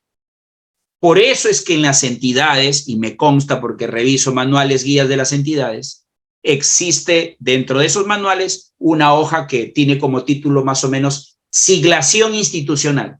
Y si no existe esa institución, sería algo raro, ¿eh? ¿Sabes por qué? Porque si no las personas, los trabajadores tendrían que estar inventando a cada rato siglas. Y eso no es pertinente, porque en todo caso no se mantiene un orden. Por eso las guías y los manuales uniformizan esta codificación. ¿Listo? Entonces espero que con esta lámina haya quedado un poquito más claro. Símbolo de número, va con minúscula, no estimado porque se trata del símbolo como tal, se consigna. Lo que pasa es que el código exige colocar en alta o mayúscula. Eso es lo que quiero señalar, ¿no? Si lo voy a utilizar para otro tipo de enunciado, quizás pueda ir con minúscula.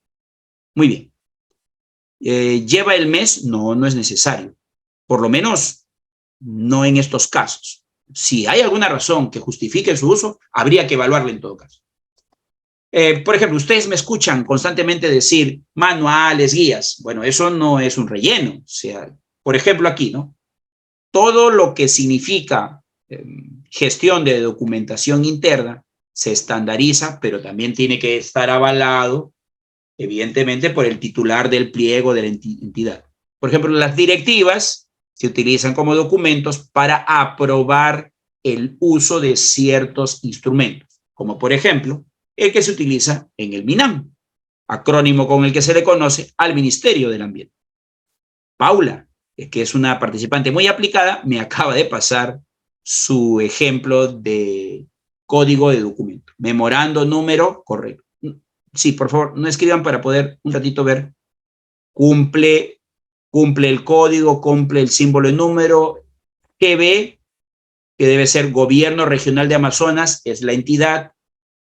Y luego colocó una sigla, ya. Las dos siglas después debo asumir que son unidades orgánicas subordinadas, con lo cual es conforme. Núñez Paula. Gracias.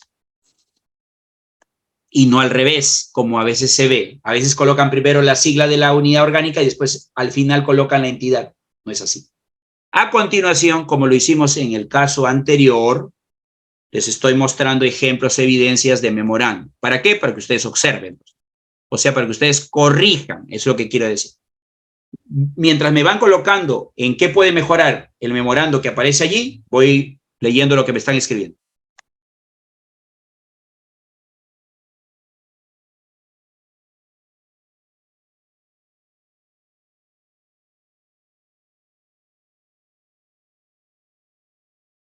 Entonces me están escribiendo por acá las oportunidades de mejora, se agradece. Me escribió Rosana, memorando número tal, GORE, Gobierno Regional GG. Ya. La verdad que me quedé con la duda de qué es GG. Porque si Gobierno Regional se entiende perfectamente, debo asumir que GG responde al nombre del Gobierno Regional, a no ser que sea la Gerencia General, con lo cual habría omitido, o sea, existe, aunque no es oficial, creo que existe una especie de iniciales para las regiones del país. Parece haber visto algo por ahí. Muy bien, me escriben por acá, 2016, el año, falta el año, también dice, también el Minedu, ¿cómo? También el Minedu tiene una directiva al respecto. Claro, todas las entidades públicas suelen tener directivas.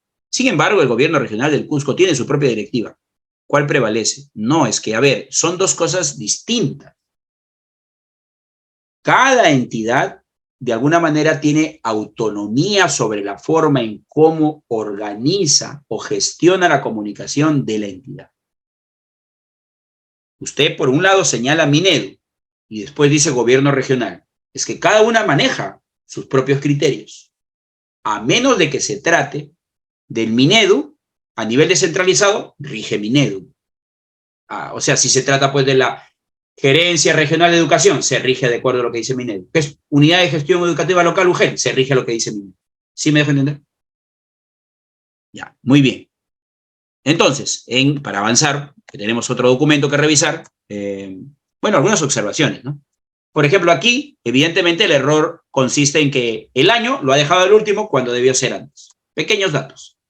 Aquí le hace falta el lugar, es importante. Por acá, cuestiones de tipo, bueno, ortográfico, a veces se omiten algunas letras. ¿Por qué está subrayando SICTEL? Porque es un acrónimo. Aquí sí es un acrónimo y como tal solo va la O con mayúscula. Ahora, la otra observación podría decir, ¿es pertinente escribir todos los datos del encabezado de este documento en alta o mayúscula? No.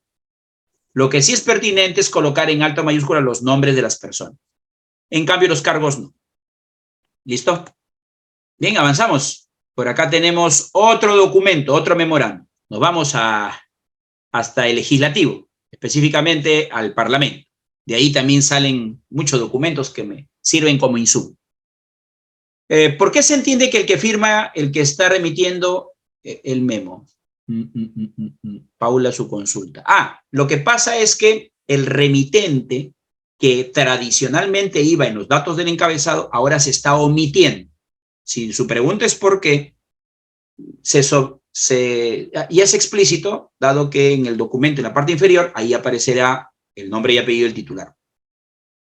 Muy bien. Aclaro, me dice por acá un participante. La Gerencia Regional de Educación del Gobierno Regional del Grupo. Ah, ahora sí. Entonces, si es la Gerencia Regional de Educación, entonces se rige de acuerdo a lo que establece el MINEDU.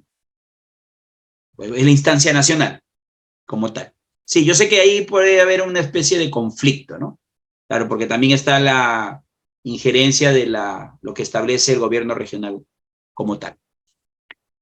Muy bien. Bueno, cuestiones de tipo ortográfico, por ejemplo, aquí primero va la sigla de la entidad y luego la de unidad orgánica, o en este caso se trata de un despacho congreso. ¿Por qué está resaltando ello? Porque no abuse de altas o mayúsculas. Eso es una labor ordinaria, no es algo extraordinario que realizan los parlamentarios. Cuestiones de índole región y portal son sustantivos comunes, no propios. Y para ir avanzando tenemos otro memorando para que ustedes revisen rápidamente. 2 años en el nombre del documento. Gracias, Elvira, por su pregunta. Varios me han indicado eso. ¿Quieren saber por qué? A ver, ¿cómo era? Acá estaba, ¿no? Ya. Elvira ha hecho una consulta. Le agradecemos. Arana. Y me dice, profesor, ¿por qué acá dice 2020-21? Esa pregunta me la han formulado en varias oportunidades. La respuesta no es la oficial, pero es lo que yo interpreto. ¿Ustedes se acuerdan que tuvimos un parlamento de transición? Sí, ¿no? Que empezó un año y terminó el siguiente. Entonces, se asumía que los documentos que se emitían en este periodo parlamentario debían llevar los años. No es que sea la Champions League o, ¿no?, como el año escolar en Europa que comienza en un año y cierra en el otro, ¿no? Por eso, quizás esa pueda ser la justificación. Muy bien, aquí errores también, ¿no? Ya creo que ya lo vimos. Bueno, cuestiones de tildación. Por ejemplo, si María Milagros claramente es dama, obviamente, usted tiene que consignar jefa, ¿no? O sea, la gramática te permite eso. ¿Por qué no lo vas a colocar? Y eso también fue abordado en una sesión anterior cuando hablábamos del uso del lenguaje inclusivo, ¿eh? Que no tiene nada extraordinario, sino que si la gramática te lo permite, hay que incluir. O sea, visibilizar en este caso la figura de las denominaciones del sustantivo femenino. ¿Por qué está resaltando 06? Porque para las fechas, y solo para las fechas, no se acompaña el 0 entre los números 1, 9. 1 hasta el 9. Para las fechas. Y solo para la fecha aplica la preposición de y no la contracción gramatical del, como también por ahí a veces veo que se repite. Y ya luego vienen cuestiones de tipo ortográfico, ¿no? Uso de signos de puntuación, que bueno, ya saben ustedes, como una conocida cerveza tenía un eslogan que decía, la magia está en los detalles. Para la redacción también la magia está en los detalles. ¿Qué dice por acá un participante? Dice, a ver, por acá, me dice, José nos dice, según me enseñaron que no va saludo en el memorando. Lo que le han enseñado responde a una tradición y también entender que el documento es un llamado de atención. Pero yo, sin desmentir lo que le enseñaron, quisiera también invitarlo a reflexionar. Lo que pasa es que el memorando, por costumbre, lo hemos asociado siempre a un jalón de orejas, ¿sí? Pero, ¿y si más bien es para destacar una buena acción? Porque también podría ser. O para recordar de repente, no sé, a ver, el portar adecuadamente el uniforme institucional. No necesariamente es un llamado de atención. ¿Por qué no tendría que saludar?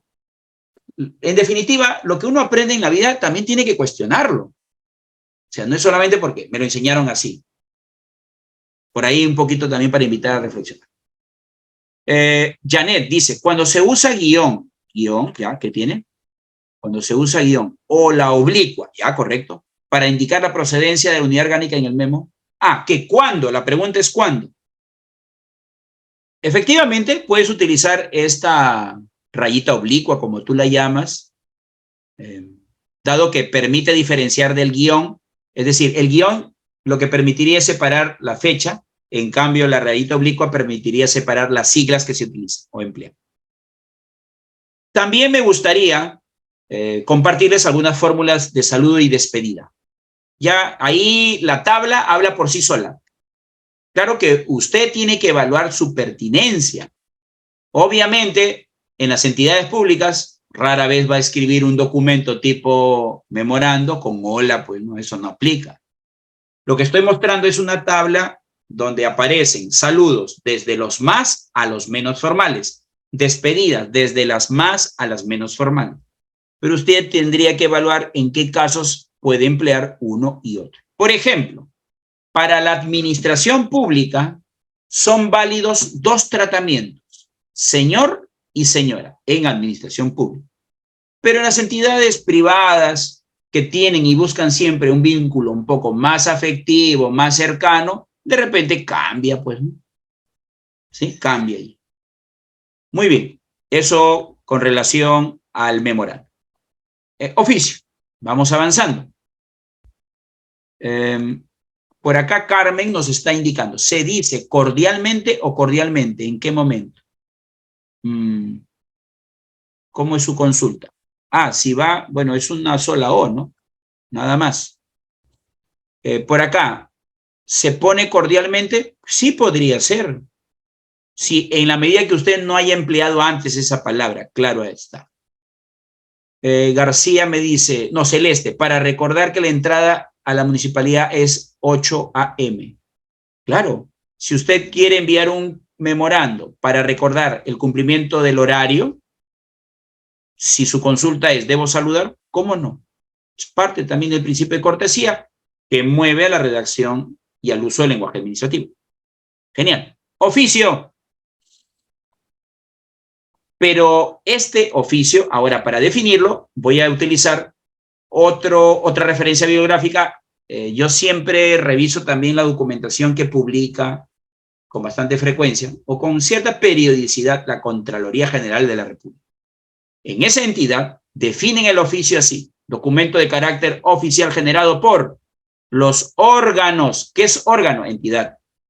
Unidades orgánicas, departamentos. O sea, lo que órgano se llama en la entidad pública, en la privada sería institución o empresa. Lo que unidad orgánica se llama en la administración pública, en la empresa sería área, departamento, más o menos. División también en algunos casos. Listo. ¿A quién se dirige un oficio? Puede estar dirigido a entidades públicas o privadas. De la misma manera que puede estar remitido hacia personas naturales o jurídicas. O sea, fuera del ámbito institucional.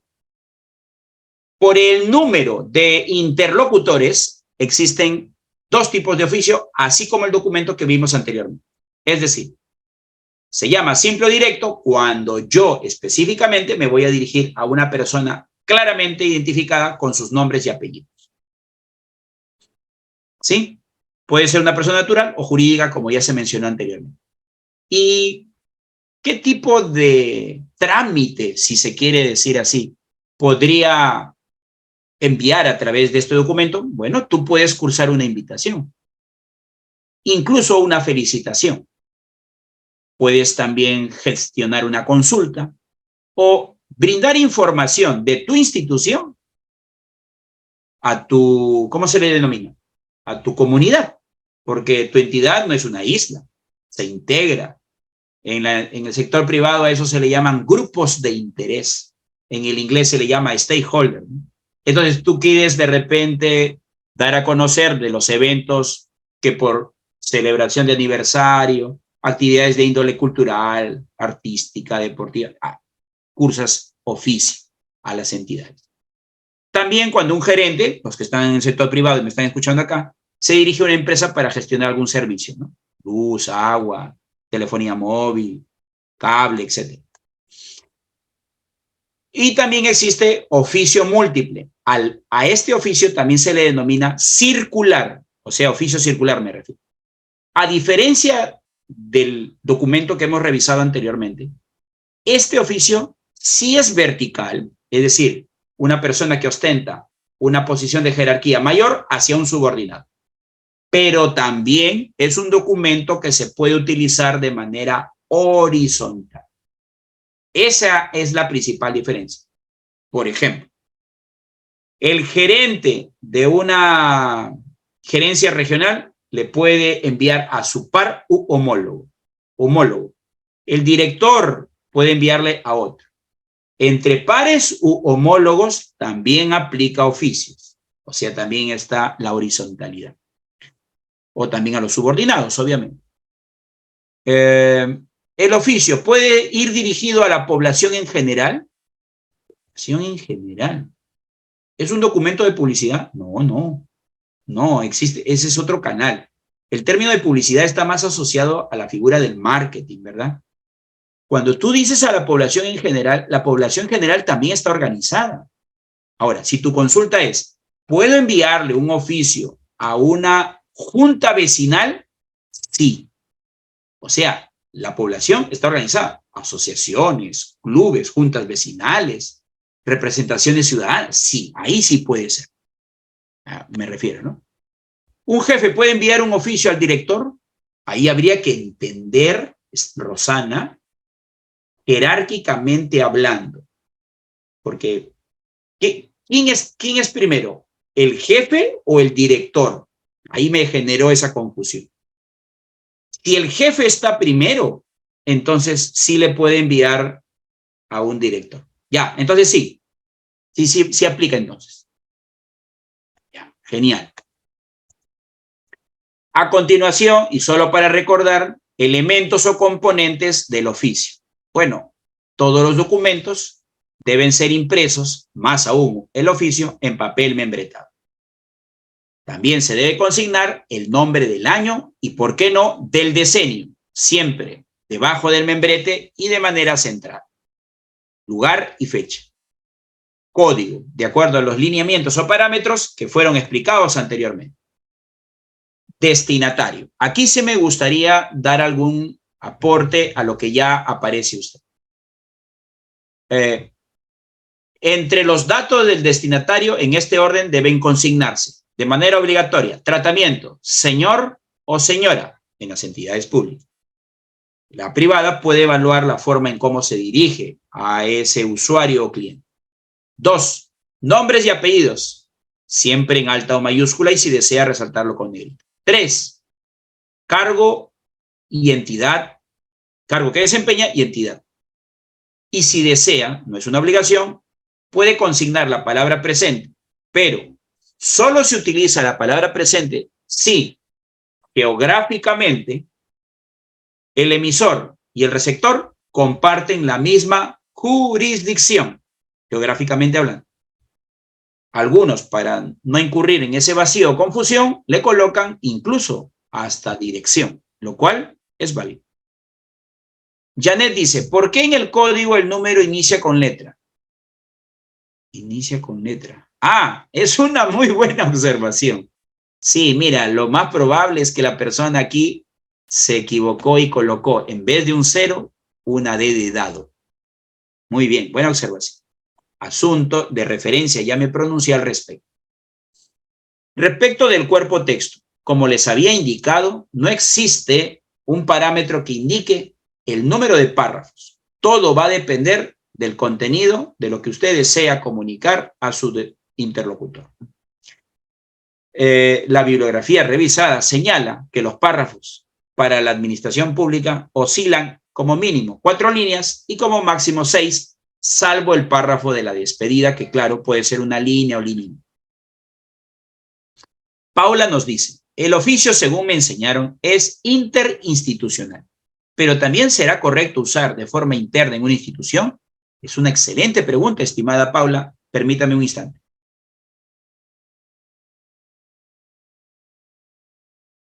La respuesta, Paula, es que también puedes emplear un oficio de manera interna, pero tengo que ejemplificar.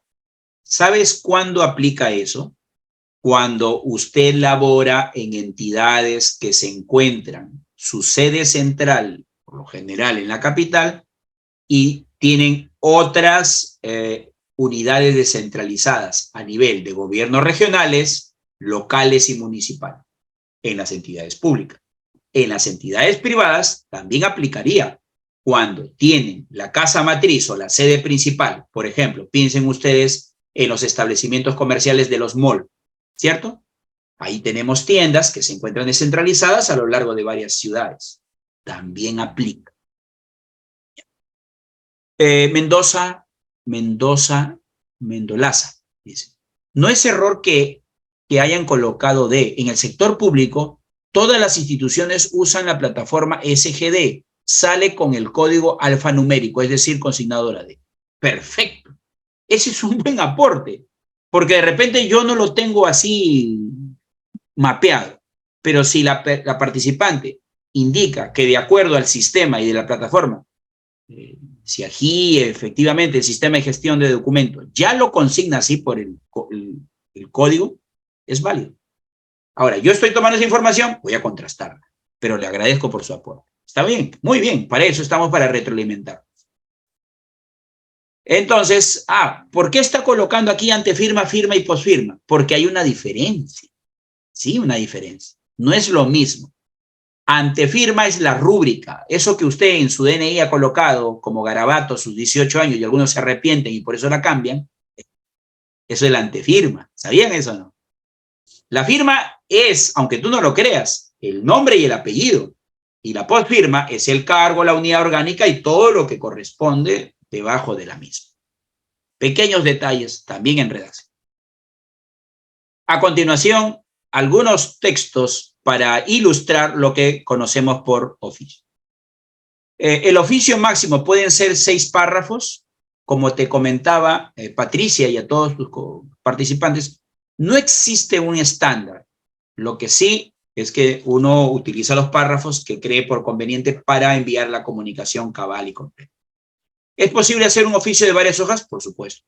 Ahora, no tan varias como tú estás mencionando, ¿no? De repente 2, 3 ya, pero no tanto. ¿Se puede usar un oficio dentro de una institución pública, por ejemplo, de OSI a la gerencia general? Claro, claro que sí. Porque además debo entender que se trata de una entidad un poco grande y descentralizada, me imagino. Bueno, por acá hay cuestiones que ustedes con más calma, porque voy a pasar a la última parte, pueden ir revisando cuando accedan a este documento. Donde sí me gustaría hacer hincapié es en el subrayado que acabas de ver en este momento. ¿Por qué estoy subrayando? Porque la persona que ha redactado este párrafo está redundando en la información, la ha repetido, o sea, la ha copiado. Debería haber hecho un parafraseo o en su defecto haber mencionado la fuente donde la ha tomado. El correo electrónico es usado únicamente entre miembros de la institución, afirma Lourdes, y después dice, ¿es válido contestar al administrado como queja o consulta? Es una muy buena pregunta. Lourdes, si dentro de sus funciones, y no es porque a usted se le ocurra, si dentro de sus funciones, y de acuerdo con el cargo que usted está desempeñando, es su responsabilidad mantener comunicación con los usuarios o administrados, entonces es conforme. Y si no, usted deberá solicitar permiso a su jefe o jefatura inmediata. Si le da el visto bueno, responde. Y si no, tendrá que hacerlo el jefe. Muy bien, una pregunta. A ver, para un poco ponerlos en aprietos acá. ¿Qué piensan ustedes de este documento a nivel de los destinatarios? ¿Qué opinas? ¿Será correcto o no? Obviamente es un oficio múltiple, obviamente. ¿Será correcto o no? ¿Qué opinas? Este es un oficio que lo encontré en el MINCUL. Con ese acrónimo se le conoce al Ministerio de Cultura.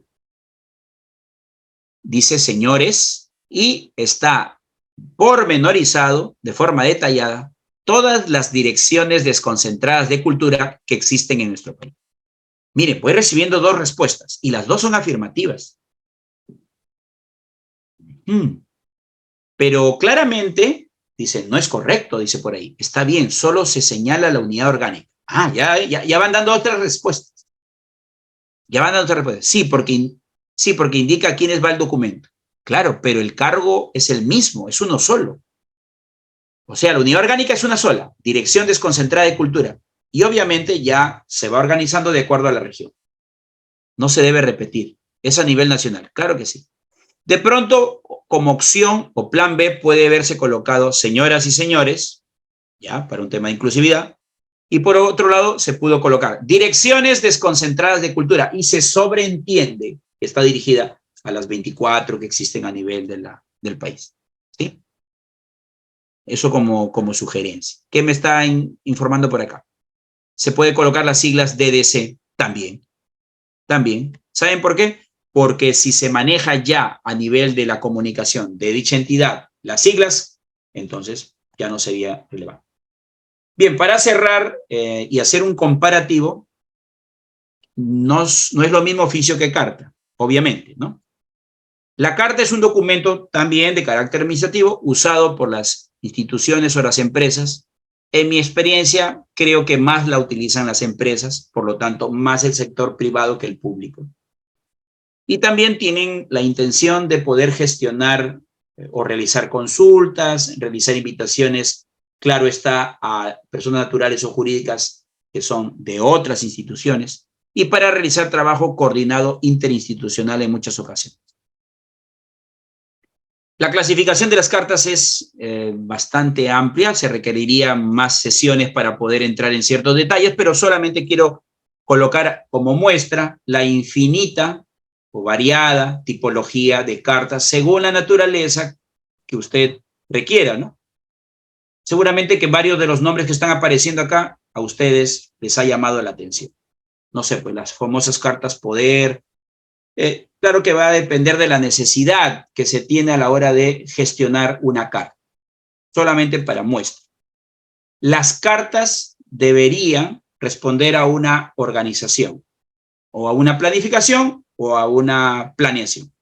Por ejemplo, deberías preguntarte, ¿qué es lo que deseo conseguir con esta carta? Es decir, ¿cuál es el propósito de la carta? La intención de la carta. Segundo, para la elaboración de la carta, ¿has reunido la información pertinente? No vaya a ser que patines o entres en una incertidumbre. Por eso siempre hay que hacer una búsqueda y selección de información relevante. También se recomienda enlistar. ¿Qué significa enlistar? Ordenar por relevancia o jerarquía los puntos que deseas abordar y que darán forma a los párrafos. No está de más hacer un esbozo, tipo esquema o plan, bosquejo, de cómo vas a ordenar la misma, me refiero a la carta. María nos pregunta, en caso de ser un oficio dirigido a varias instituciones, ¿se puede colocar señores según anexo adjunto? Ya entendí su consulta. Señores, claro, según el anexo adjunto, o sea, claro, si el anexo va a servir para colocar de forma pormenorizada o detallada todos los interlocutores que usted envía, la respuesta es sí. Y es más, es una muy buena sugerencia o idea la que usted está tomando. Como muestra de la carta, por ejemplo, les estoy compartiendo la siguiente, que como les había señalado, la carta no es exclusiva de las entidades, pero veo que están más empleadas en las privadas. De allí el ejemplo que les estoy mostrando. Por ejemplo, en el destinatario es válido si se quiere consignar para la carta el domicilio. Aquí, por ejemplo, vemos el saludo, que está conformado por el tratamiento y la manera que usted desea comunicarse con ellos. Por ejemplo, estimado, ¿no? Señor Castillo. Número de párrafos, no existe un parámetro. Lo que sí existe es tipos de párrafos que usted puede emplear. ¿Cómo así, profesor? Por ejemplo, las cartas deben tener como mínimo pues un párrafo de introducción. Ese párrafo se construye gracias a 3 oraciones, siendo la primera el saludo institucional, la segunda la oración de contextualización, que es como la previa o el preámbulo, y la tercera oración el propósito. Es decir, ¿por qué le estás enviando la carta a esa persona? Es básicamente lo que te quiero comunicar. De nada, María. Luego también existen párrafos de cuerpo de desarrollo. ¿Por qué aparecen en este párrafo, profesor, colores? Porque un párrafo de cuerpo de desarrollo para una carta debe tener más o menos 3 tipos de ideas. Con rojo, la idea principal, que debe aparecer al inicio para facilitar la lectura y la comprensión. Con azul, las secundarias, y con negrita, las terciarias, que casi siempre aluden a ejemplos, evidencia. El párrafo de cierre también debe, cuando menos, responder a 2 oraciones. La primera, que a través de una oración le recuerdes cuál es la intención o el propósito del envío de la carta. Y la segunda oración, una despedida protocolar o institucional. Bueno, la despedida formal y ya luego viene todo lo correspondiente a la antefirma, firma y postfirma. Eso con relación al documento tipo carta. Ahora, algunas sugerencias para la introducción o el saludo en el párrafo de inicio. Les estoy mostrando estas 4 frases, las mismas que usted las puede utilizar indistintamente. Para el cierre, también existen otras frases que puede insertar o incluir en este tipo de documento la carta. Ya usted verá cuál es mejor emplearla en ese documento. También me gustaría, aparte de estas sugerencias, y para ir cerrando, bueno, por acá aparecen algunos documentos que tienen algunos errores. Por ejemplo, nunca se coloca al costado del tratamiento el título, grado o formación que la persona tenga. Siempre las iniciales del título, grado, van al lado del nombre de la persona, por ese caso. También puede ser el rango, ¿no? Si se trata de una institución castrense, militar, también tiene que ir al lado del nombre de la persona. Bueno, después usted con más calma, si quiere, revise este documento donde se hacen ciertas observaciones que tienen que ver con vicios idiomáticos, tipo solecismo, no maneja bien el tema de la concordancia gramatical. Bueno, mis ejemplos ya saben que son con documentos reales para darle un mejor sustento a la información. Bueno, cuestiones ya saben ustedes, uso de altas o mayúsculas no aplica ni para los nombres de días, meses. ¿Por qué está subrayando doctor? Porque es el grado académico que debe estar al lado del nombre de la persona, no al lado del tratamiento. ¿Correcto? Muy bien. Por acá también otra carta. ¿Por qué está colocando esa flecha hacia abajo? Sí es válido usar las abreviaturas de tratamiento cuando no se tiene precisión del género de la persona a la que está enviada. Pero si ya se consigna con nombre y apellido, ya no sería pertinente. ¿Ya? Luego esas llaves lo que nos recuerda es que hay que tener cierta simetría con relación a la extensión de los párrafos. Bueno, y para cerrar, quiero compartirles esta lámina, una lámina que quiere poner de alguna manera diferencias claras entre un documento y otro, puesto que no son lo mismo, aunque se asemejan. Criterio número 1. Por el canal de comunicación utilizado, el oficio puede circular indistintamente en el canal interno y externo. La carta predominantemente será hacia afuera, ¿no? Por el criterio número 2, por el propósito comunicativo, es decir, la intención, el oficio casi siempre nos permite establecer alguna invitación o coordinación y además hay un dato. Por lo general, el oficio debe mantener algún nivel de vinculación con la institución, sea subordinación o jerarquía laboralmente hablando, claro está. En cambio, para la carta no es una exigencia, no necesariamente tiene que haber un vínculo ni una subordinación como tal. Tipos de oficio, como se mencionaron en esta sesión, simple y múltiple. Tipos de cartas, hay varias modalidades según el propósito, el interés y el espacio en el que se va a utilizar. Entre los elementos, el oficio incluye, por ejemplo, referencias y anexos, casi siempre. La carta no necesariamente, no es una obligación, ¿no?, consignar estos documentos en una carta. Va dirigido el oficio a órganos, o sea, instituciones o unidades, incluso ciudadanos, o sea, los administrados, ¿no? En cambio, la carta, por lo general, va vinculadas a la comunicación estrictamente protocolar, institucional, también puede estar dirigida a personas naturales o jurídicas. Muy bien, y con toda esta información, no puedo cerrar sin antes, por un lado, decirles que si tienen interés de seguir explorando, o, por ejemplo, también pueden ustedes, a partir de mañana, consultar si en sus instituciones existe alguna guía o un manual que les permita uniformizar o estandarizar. Lo más probable es que sí. O de repente por ahí estará extraviada, pero hay que utilizar. Por ejemplo, yo les estoy compartiendo el que utiliza el MEF y que utiliza también la Contraloría General de la República y otros 2 documentos importantes. Griselda nos dice, en mi trabajo han determinado que toda comunicación interna es a través de informes. ¿Ah? Ese es un acuerdo. ¿Qué más dice? Esto es de jefe a jefe y de jefe a dirección. Y solo oficios es cuando es de institución a institución. ¿Eso es correcto?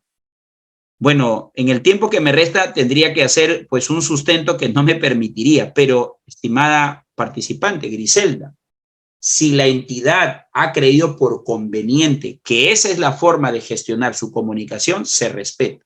Ahora, claro, tendría que hacerse una evaluación técnico de manejo de la documentación para saber si están haciendo lo correcto. Por mientras, si se mantiene y de esa forma se está gestionando, en buena cuenta. Manuel, en la administración pública se utiliza mucho el informe. Ah, por supuesto, ¿no? Y hay instituciones que lo tienen ya como el pan de cada día, sobre todo las que tienen funciones de supervisión, fiscalización y evaluación. Muy bien, gracias una vez más, Udeápolis. Quinta sesión. Dicen que no hay quinto malo, ¿no? Espero que esta sesión haya estado a la altura de las expectativas que ustedes tienen para este curso. Conmigo, Dios mediante, y antes de que Reader se dirija a nosotros, aprovecho la ocasión no solo para despedirme, sino para saludar a todos aquellos que también en este espacio abrazan la misma carrera que yo tengo, que es la de ser docente, y que mañana tenemos justamente esta importante celebración. Para todos mis colegas que seguramente estarán escuchándome, también un afectuoso saludo. Reader, buenas noches. Gracias. Estimado Magíster Jesús Paiva, para mí siempre va a ser un honor presentarlo en cada sesión. Soy una de las personas más bendecidas en tener un buen docente como usted. Nuestros estudiantes cada vez que se siguen sumando, además es chiclayano, así que como dicen, lazo completo tiene el doctor, y la cual estoy muy feliz.